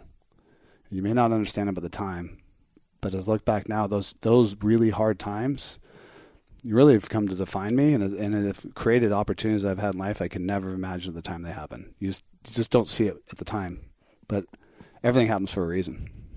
And it's kind of the story of my life, right? It's created a drive. I love it. It's created that fire in your belly and a drive and a chip. Hey, when people just tell you can't do something, Jay, what does it do? Yeah. Do you believe them? No. It just ticks you off a little bit. Yeah. So really? Yeah. Some people use it as an excuse. There's others that like you, and I know your history, that we just use it to motivate. I played college golf at Grand Canyon University in Arizona, and I was a justice studies major. And honestly, in college, I was just sliding by. I wasn't really applying myself, and I had a teacher of mine come up and asked to see me after class, and she said, I've been watching you all this year, and she said, I don't think you'll ever amount to anything. Yeah, nothing, Jay. And I said, and I internalized that, and then I knew that she was wrong. And then I started my real estate career, and I started selling vacant land. And this was in the late 90s, and, vacant land around where I was selling, $25,000, $30,000 of improved lot, very, very cheap for that area. Yeah. Had people say, oh, you'll never make any money. Why are you selling lots for $25,000? And, looking down their nose at me. And it created kind of that chip. Of course it does. It created that sense of, I can see past where you can see past. I know if I apply myself that I can do something. And, 10 years later, those same people were coming to me going, Jay, I've got investors. Yeah. What kind of deals do you have? What do you know about this spot? What about, I've got this piece. Will you, so. No, I relate to that a lot. And I think when we first get into business, and what I've learned for myself, but it took me time. It took me almost to the end of Sitka to realize to myself how I viewed things was different. And it was my advantage. In business, I look at things different. I think it's how I grew up. I was always trying to figure out my competitive advantage and how I looked at things different. So I think it's why in 2008 I could see this retail model failing when others didn't. And I think it's why I could see Kuyou as a consumer direct model working when others told me it never would work. But it took me a while in business to get to that point where I could trust that. And I knew that as I was sitting in these rooms, and my opinions were different than so-called experts from Gore or CFO that had a Stanford and Harvard degree, or my ex-business partner, that I was actually, the way I viewed it was the right way. And about the time I started Kuyou, I started to realize that. And that I, just like you did with your business, all of a sudden you're like, everyone's telling me no, and it seems to make so much sense in my view, my gut, and what my instincts are telling me. And now I trust it completely.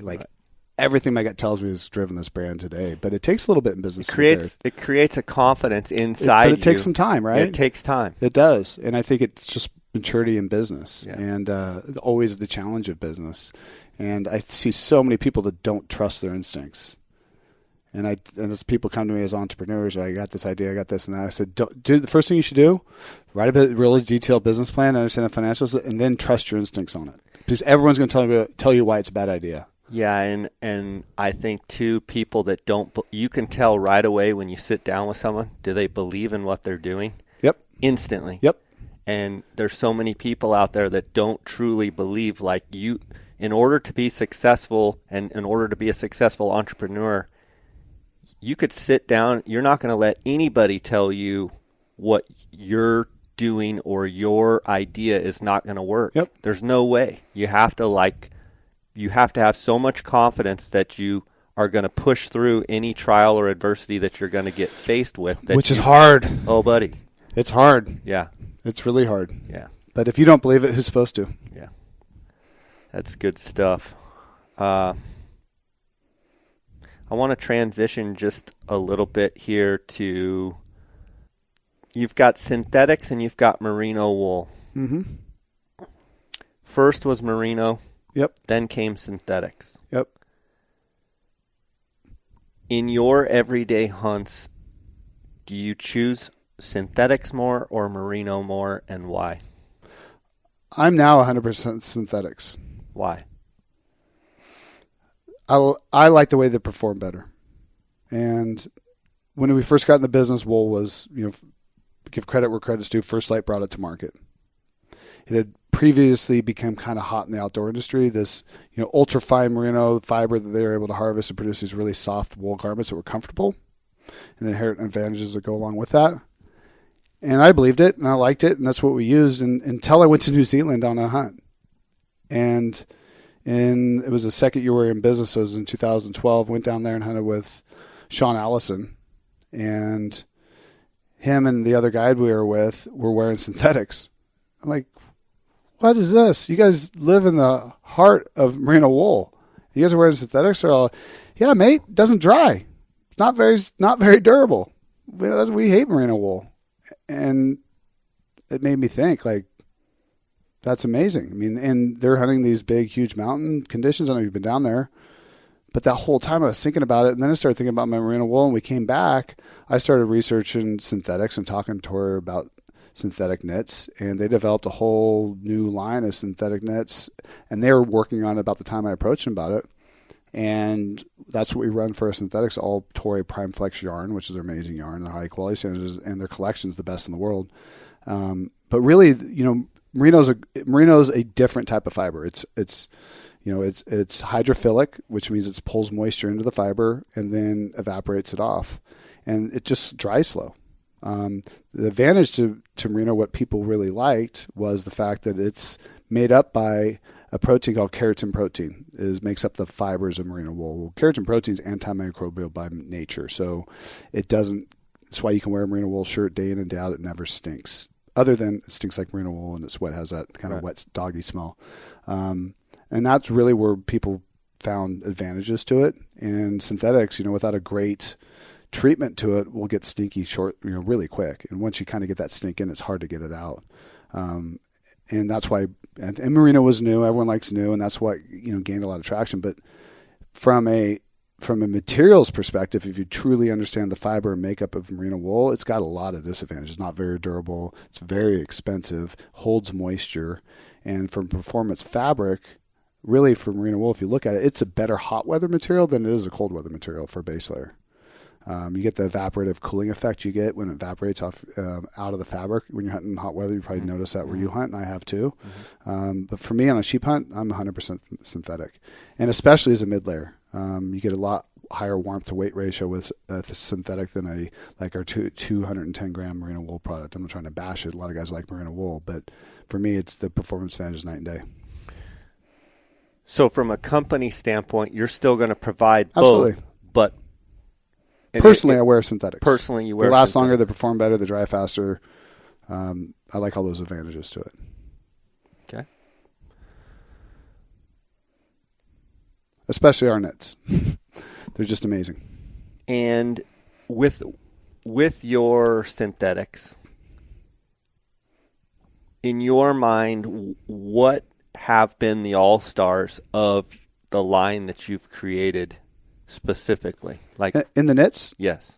I mean, our Peloton 130 is amazing for how light it is and how durable. I mean, the crazy thing is how durable that Nexus skin base layer is. We have a medical grade treatment to the fabric that keeps odor out of it. It's the best we've ever tested. And I've been through the silver treatments, the silver yarns, every antimicrobial treatment that's been out there for the last 15 years I've looked at and tested. This is by far the best. And it's another Toray chemical that they developed for the hospitals to kill bacteria. And we applied it to fabric for the first time, and it's amazing. It came out of their hospital segment or group of their business, and it works really well. But my favorite is the current favorites on the market. It's the 200 gram. And it's what you're wearing right now. It's so soft. It's got that nice jersey face that gives you abrasion resistance. But the prototype I'm wearing right here is a new product that's coming out online this year. It's called a Peloton 97. It's the world's lightest jersey fleece. So it weighs only 97 grams, so it's less than half the weight of your 200.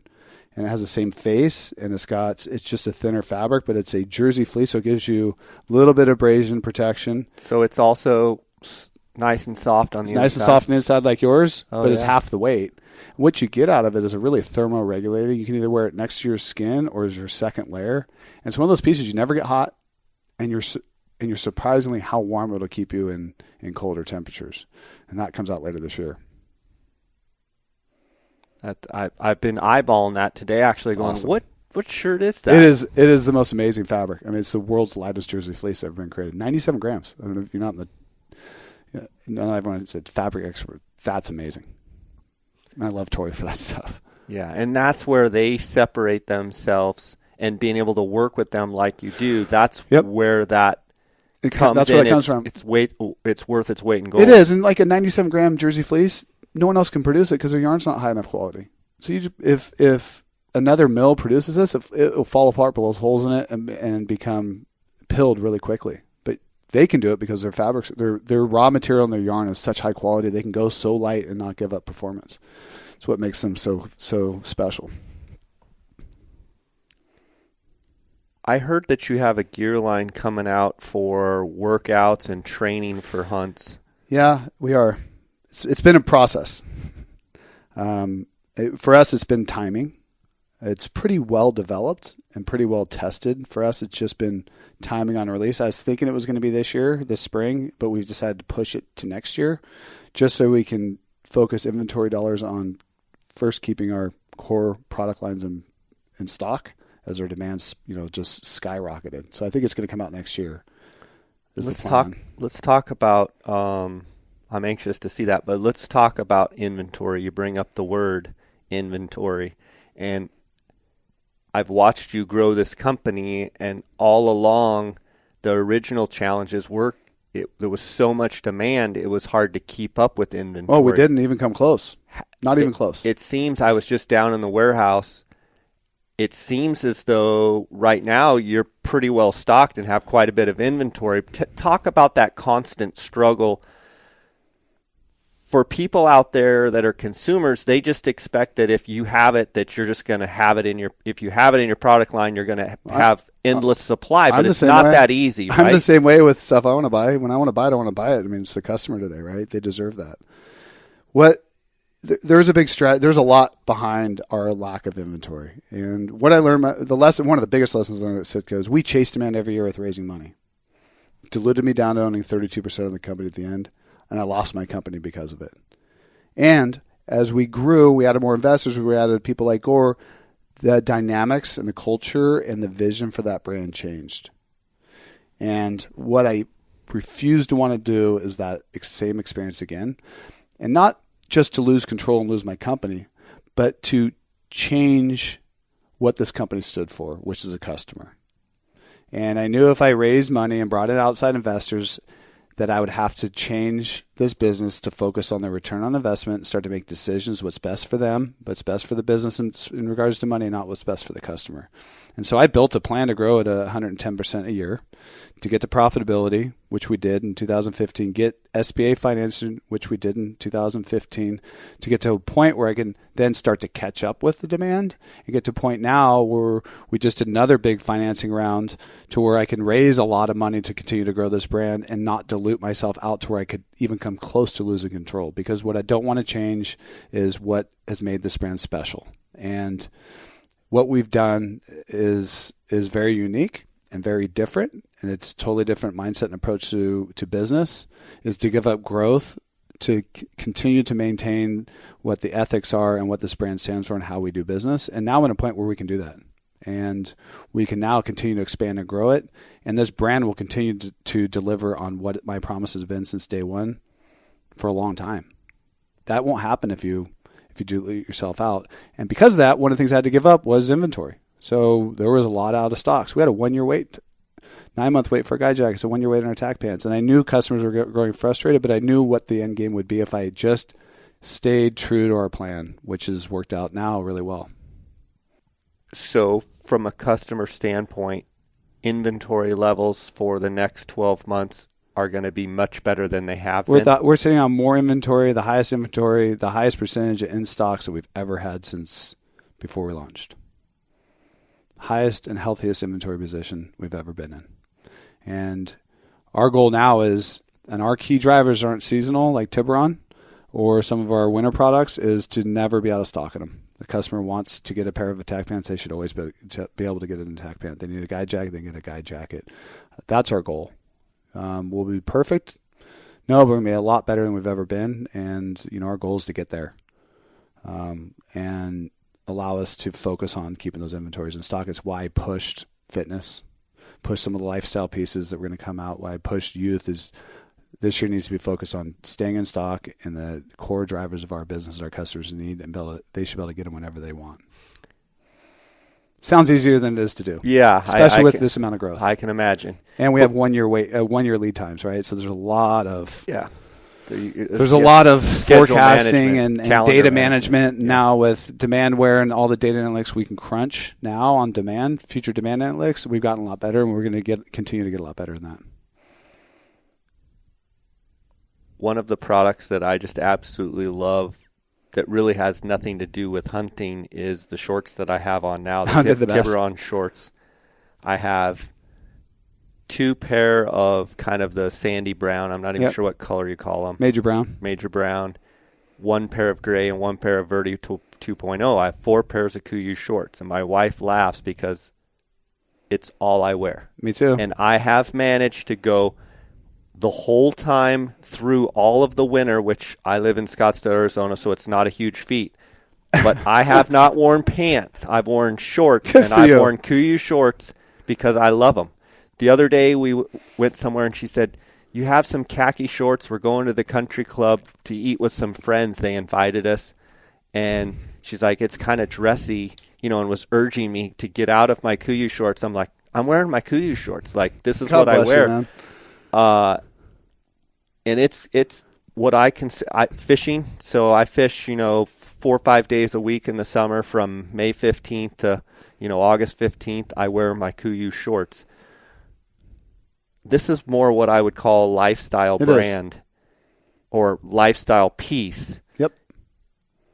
Can we expect more lifestyle stuff out of Kuyou? Absolutely. And we got tons of requests for it. You're going to start to see a little bit of that this year, a lot more next year. You'll see it initially with color choices, and you're going to see new colors, a bunch of new colors coming this year we haven't had. I mean, before we've been very vanilla in our colors, brown or gray. Yeah. So people can hunt in it that don't want to wear camo. Now we're going to see really useful colors that will work in the field, but we're going to see some new colors, some new color choices. We're going to have the guide jacket in black. We're going to have the snap short in black. We're going to have other products that maybe a little, I don't know if fashion forward is the right word, but more kind of standard fashion brand colors, along with colors that can be used in the field as well, because we're just getting tons of requests for it. And, you've seen how much PR and press we've been getting as a business. I mean, we get a lot of people coming to Kuyou to look at the products and, camo, maybe they don't want to go camo, maybe they don't want just gray or brown. They want a different color, but they love the product. They love what the brand stands for. They want to be part of it. We're seeing a lot of that right now. I think, Kuyou's in just as I see it from looking at it from inside out, that this brand, to me, has a different feel than any brand has ever had in hunting before. It's a brand that people want to be associated with it and find cool.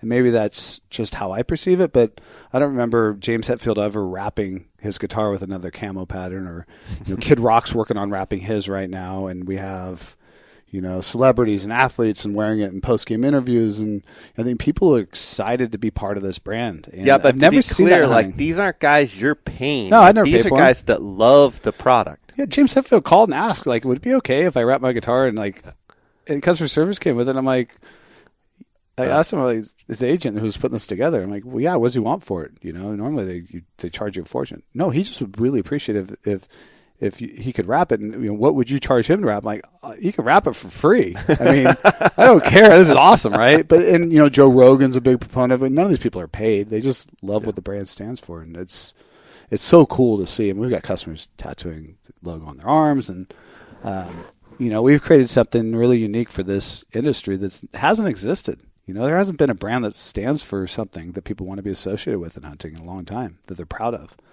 We didn't set off to do that, but, it's just unique. And I think what that's creating is attraction from outside our brand. We're getting coverage in Outside Magazine with our new boot program. We're getting coverage in, mainstream media and press. We had that article I worked on in the New York Times. I just was on, Mornings with Maria on Fox Business for the second time. I mean, it's the coolest thing ever. Can't believe it.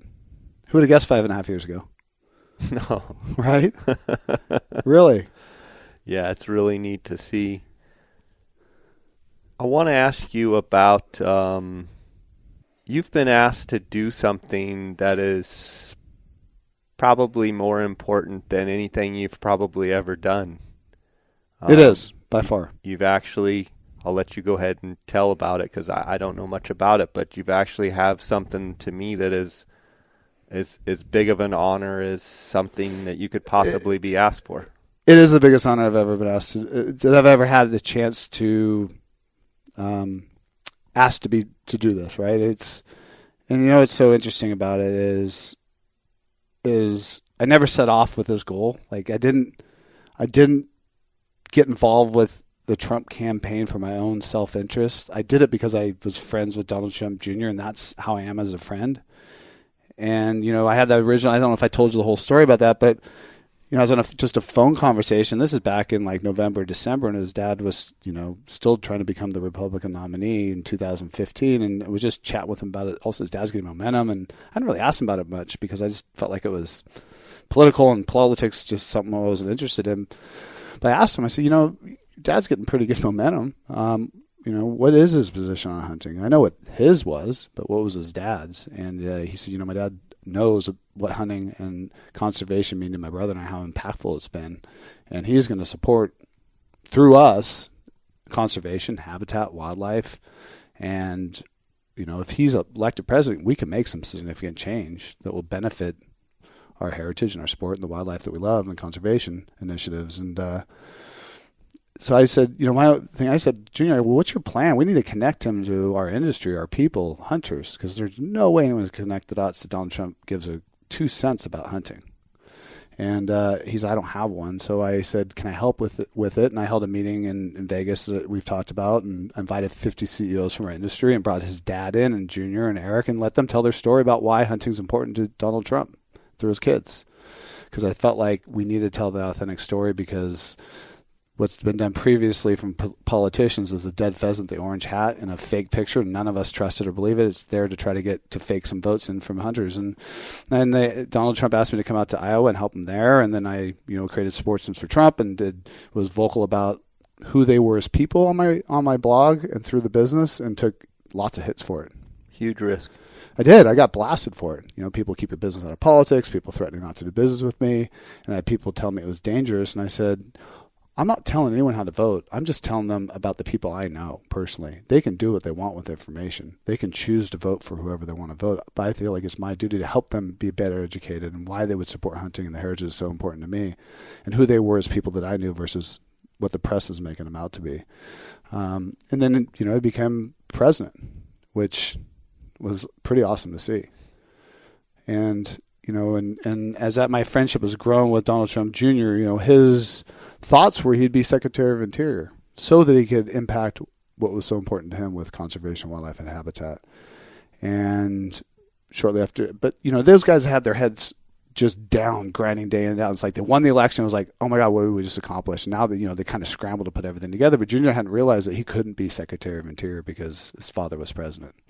It was illegal. And then because he was running his dad's business, he had a huge conflict with anything to do with politics in D.C. because his other goal was then to become an advisor to the Secretary of Interior to make sure we were getting as much done as possible for conservation, wildlife, and habitat. While his dad was president and his dad oversaw the Secretary of Interior. And then he realized he couldn't do that either. And so he called me and said, Jason, I need you to fill a role that I can't fill, and I want you to work as Secretary of Interior's advisor for hunting, conservation, wildlife, and habitat, and all the initiatives and issues that we're facing, and advise him on who to work with, what issues we should be focused on, what the solutions are, and help him be as efficient as possible while my dad's president of the United States. And I couldn't be more honored. I mean, talk about being able to give back to a heritage and a sport that's given me so much in my life, and do it in such an impactful way, in such a big way, is just, it's humbling. It's amazing, and I'm just thrilled to have this opportunity. I'm taking it very, very serious because it is a big, big, big opportunity for everybody that hunts. So if I hear you correctly, what you're saying is you are going to have the ability to advise the Secretary of the Interior to have a direct voice in his ear to help in ways of conservation, hunting, fishing, the sportsman way of life. In other words, he is relying on me to tell him what he should be focusing on. What are finding the solutions, the peoples and groups and people that will support, get those initiatives accomplished and done, so that he doesn't have to spend his time to figure it out or to work on things that either will get tied up in litigation and we'll never get anything accomplished with, or issues and items that either aren't as important, that we shouldn't be, because we can only get so much done in a short period of time. And we have to be as effective as possible. So my goal is to work with the different conservation organizations. I already have started. I've been out to D.C. twice, had meetings with them to start to identify, what is everybody's bigger issues? What are the ones they're concerned about? What are some of the smaller issues they're concerned about? And figure out what the common theme is of what we need to get accomplished. And then work with those groups to determine what those solutions are, the best way to solve that problem in their perspective. A lot of them have in-house legal teams. If we have to change law, write what the new law or new legislation be. Let me take that to Zinke. And let's let him focus on solving those problems that we as a collective group identify the ones we need to get done while we have him in office. Because, like I said, we can't get it all done.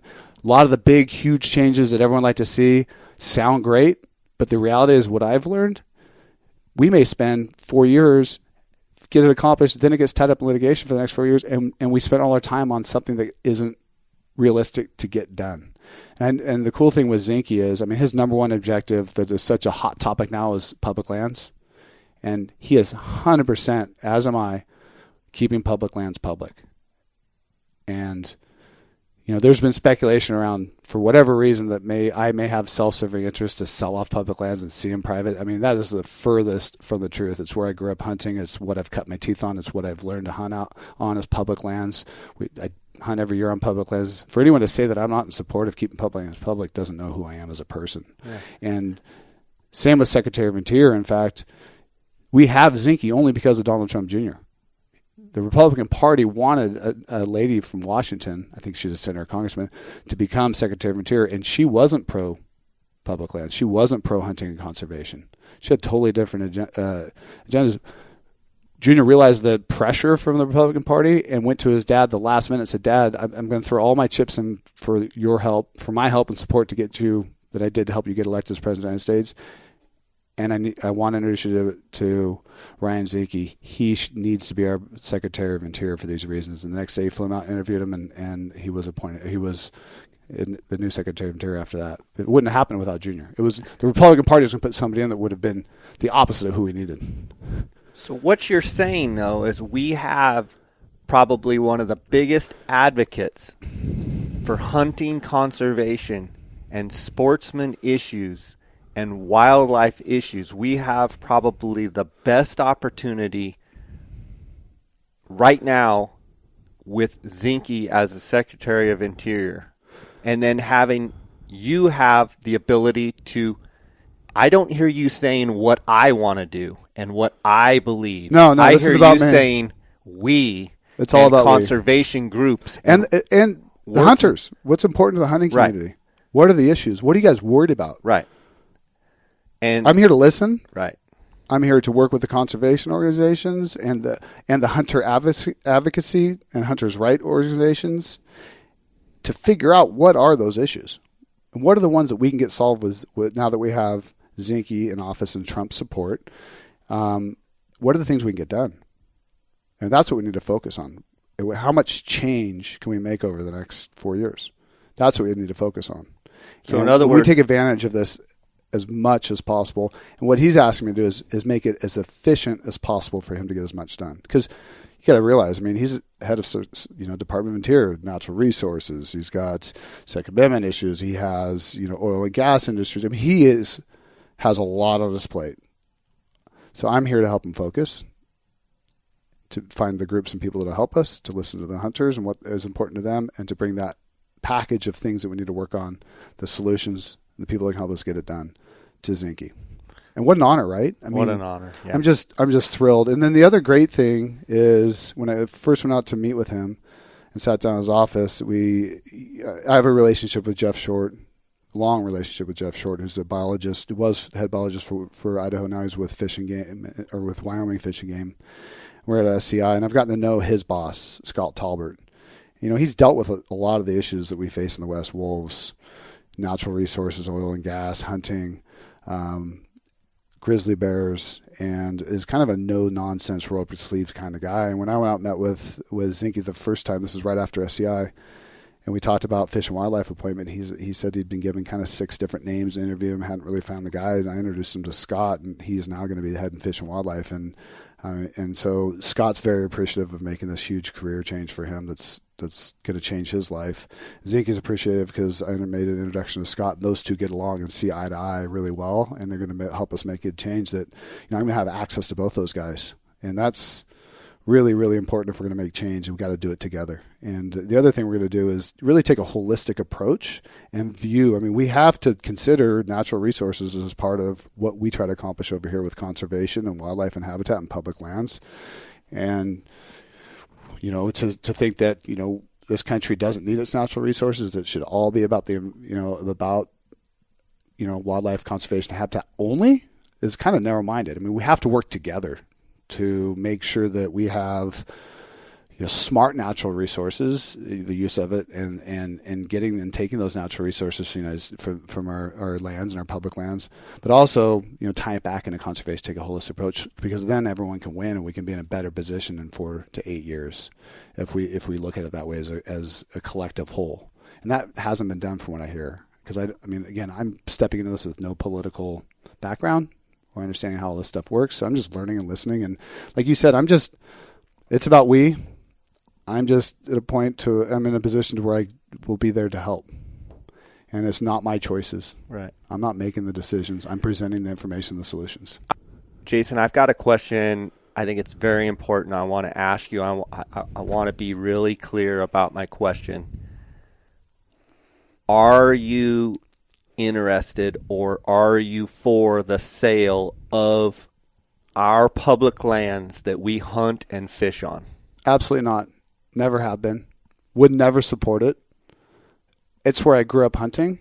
It's where I can still hunt every year. It's where I've taught my son to hunt. Public lands need to remain public. I think we need to figure out a way to better manage them that are federally owned. I think the government's done a poor job of managing them, and I think part of it's because they're local issues, that they don't know how to manage those local issues better than local people. But to sell them off because of that, or to sell them off for any other reason, I'd be absolutely adamantly again. I always have been. I haven't been maybe as vocal about my position on it. I think there's been maybe competitors or people within the industry that have tried to use that against me, to say that I'm for some reason for the sale of public lands because of my association with Donald Trump, the Trumps, or Trump Jr., or the fact that I have the opportunity now and the resources to hunt on private land. I've always been against it, and I would never be for the sale of public land. And I don't bang my chest about conservation as much as other brands do. I've just always been a big contributor to conservation financially. Sat on the board of California Wild Sheep Foundation for years. I've donated time and money and resources to support conservation. I just never use it to advertise the brand. I don't pound my chest about it. I just do it. And to use that against me and say that all of a sudden I don't support conservation of public lands, is those people just don't know who I am. Do you think having Zinke as the in charge of the Department of Interior for a sportsman is one of the best things that could have happened to us? It's the most significant thing that's happened to us since Teddy Roosevelt.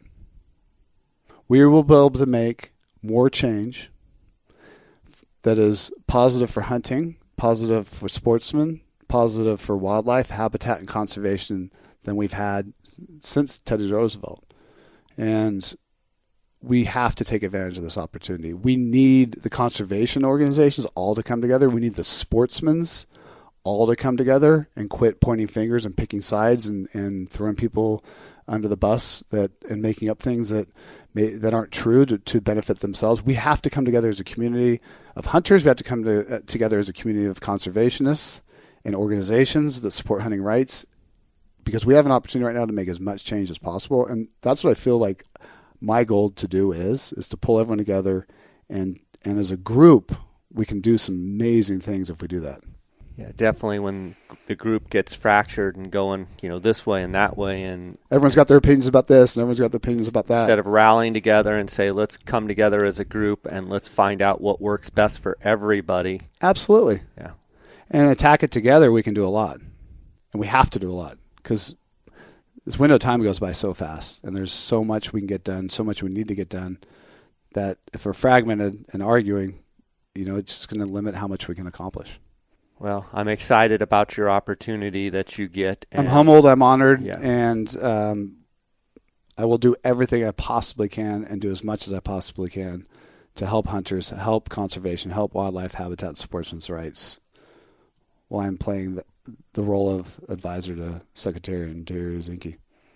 Besides, wait till you meet him. This guy is awesome. I mean, he is the real deal. He was the commander of SEAL Team 6. He's an ex-football player at the University of Oregon, understands how to, what hard work and suffering and grinding and determination can get you in life. And he's absolutely determined to apply it to what he's doing as Secretary of Interior. And we couldn't have a better advocate. Scott Tolbert, who I helped get the appointment for head of Fish and Wildlife, same type of guy. I mean, roll up the sleeves, get stuff done. And they're both really focused and very motivated to do as much as possible while they have those positions. That's great. I'm excited for that. Yeah, me too. Isn't it great? Yeah. It's neat to see it come full circle, right? Yeah. It really is. And a lot of people question my, political stance with Trump and is he the right guy and all this. But I knew this could be possible. I just didn't know it was going to be me at the time. But I knew this could be possible if we pulled this off. And here we are. I just humbled to be me, working with the Secretary of Interior. Well, it's exciting to me because I know you. I don't know those guys, but I know you, and I've been able to see your judgment in lots of situations, and I've hunted side by side with you, and I know how you are, and I'm excited that you are going to have Thank you. somewhat of an ability to give and sway opinion and what have you, and be a voice for sportsmen. And I think it's this is an opportunity for all of us. I don't look at it as an opportunity for me at all. I mean, this is for hunters, our heritage, wildlife, and I'm just here to help in every way possible, and help him, help Zinke, and help Scott, head of Fish and Wildlife, get as much done as possible. That's my goal. That's our goal. Looking forward to seeing how it shakes out. I know we're going to do some great things. We are. And I just hope all of us sportsmen can rally around and come together. And one of the things I really want to try to do, it's going to take some work to get there, but I want to create a website around my role and really just to be a portal for information. What we're working on, what are the challenges, keep people updated and informed, the reality of what we're working on, because I think so much in politics gets spun out in negative ways. And my hope is that we can make it a reliable source that people can trust, that is accurate, that has no political agendas. I'm not getting paid to do any of this. I had some suggestions that, we should get some donors to give me funding to do what I'm doing. I said, absolutely not. I don't want to owe anybody anything. I don't want to be paid for it. I just want to volunteer my time. So I have one thing to do, and that is to help the hunters, wildlife and habitat, and to help Zinke get as much done as possible. I have nothing tied to me to force me to make any decisions other than what's best for that. It's going to be great. I think the opportunity is fantastic. Looking forward over the next couple of months, do you have any hunts on the horizon? What do you have going on moving into summer? I know you've got some great hunts coming up this summer. Not as much as I did last year. Last year was crazy. I'm doing a hunt up in BC. I'm actually hunting with Donald Trump Jr. on a stone sheep hunt up with Art Thompson at Gundahoo. And he's got a great area. I've never hunted there. He's an absolutely awesome human being. They slayed them last year, didn't they? They killed some giants, and they walked away from some giants, and they found giants they never got to with clients because they couldn't get there because the clients weren't in good enough shape. So there's some big rams in this area. I'm looking forward to that hunt. I was just in New York City last week, and it was funny. I met with Donald Trump Jr. and I met with 2 Secret Service people because they got to go with us.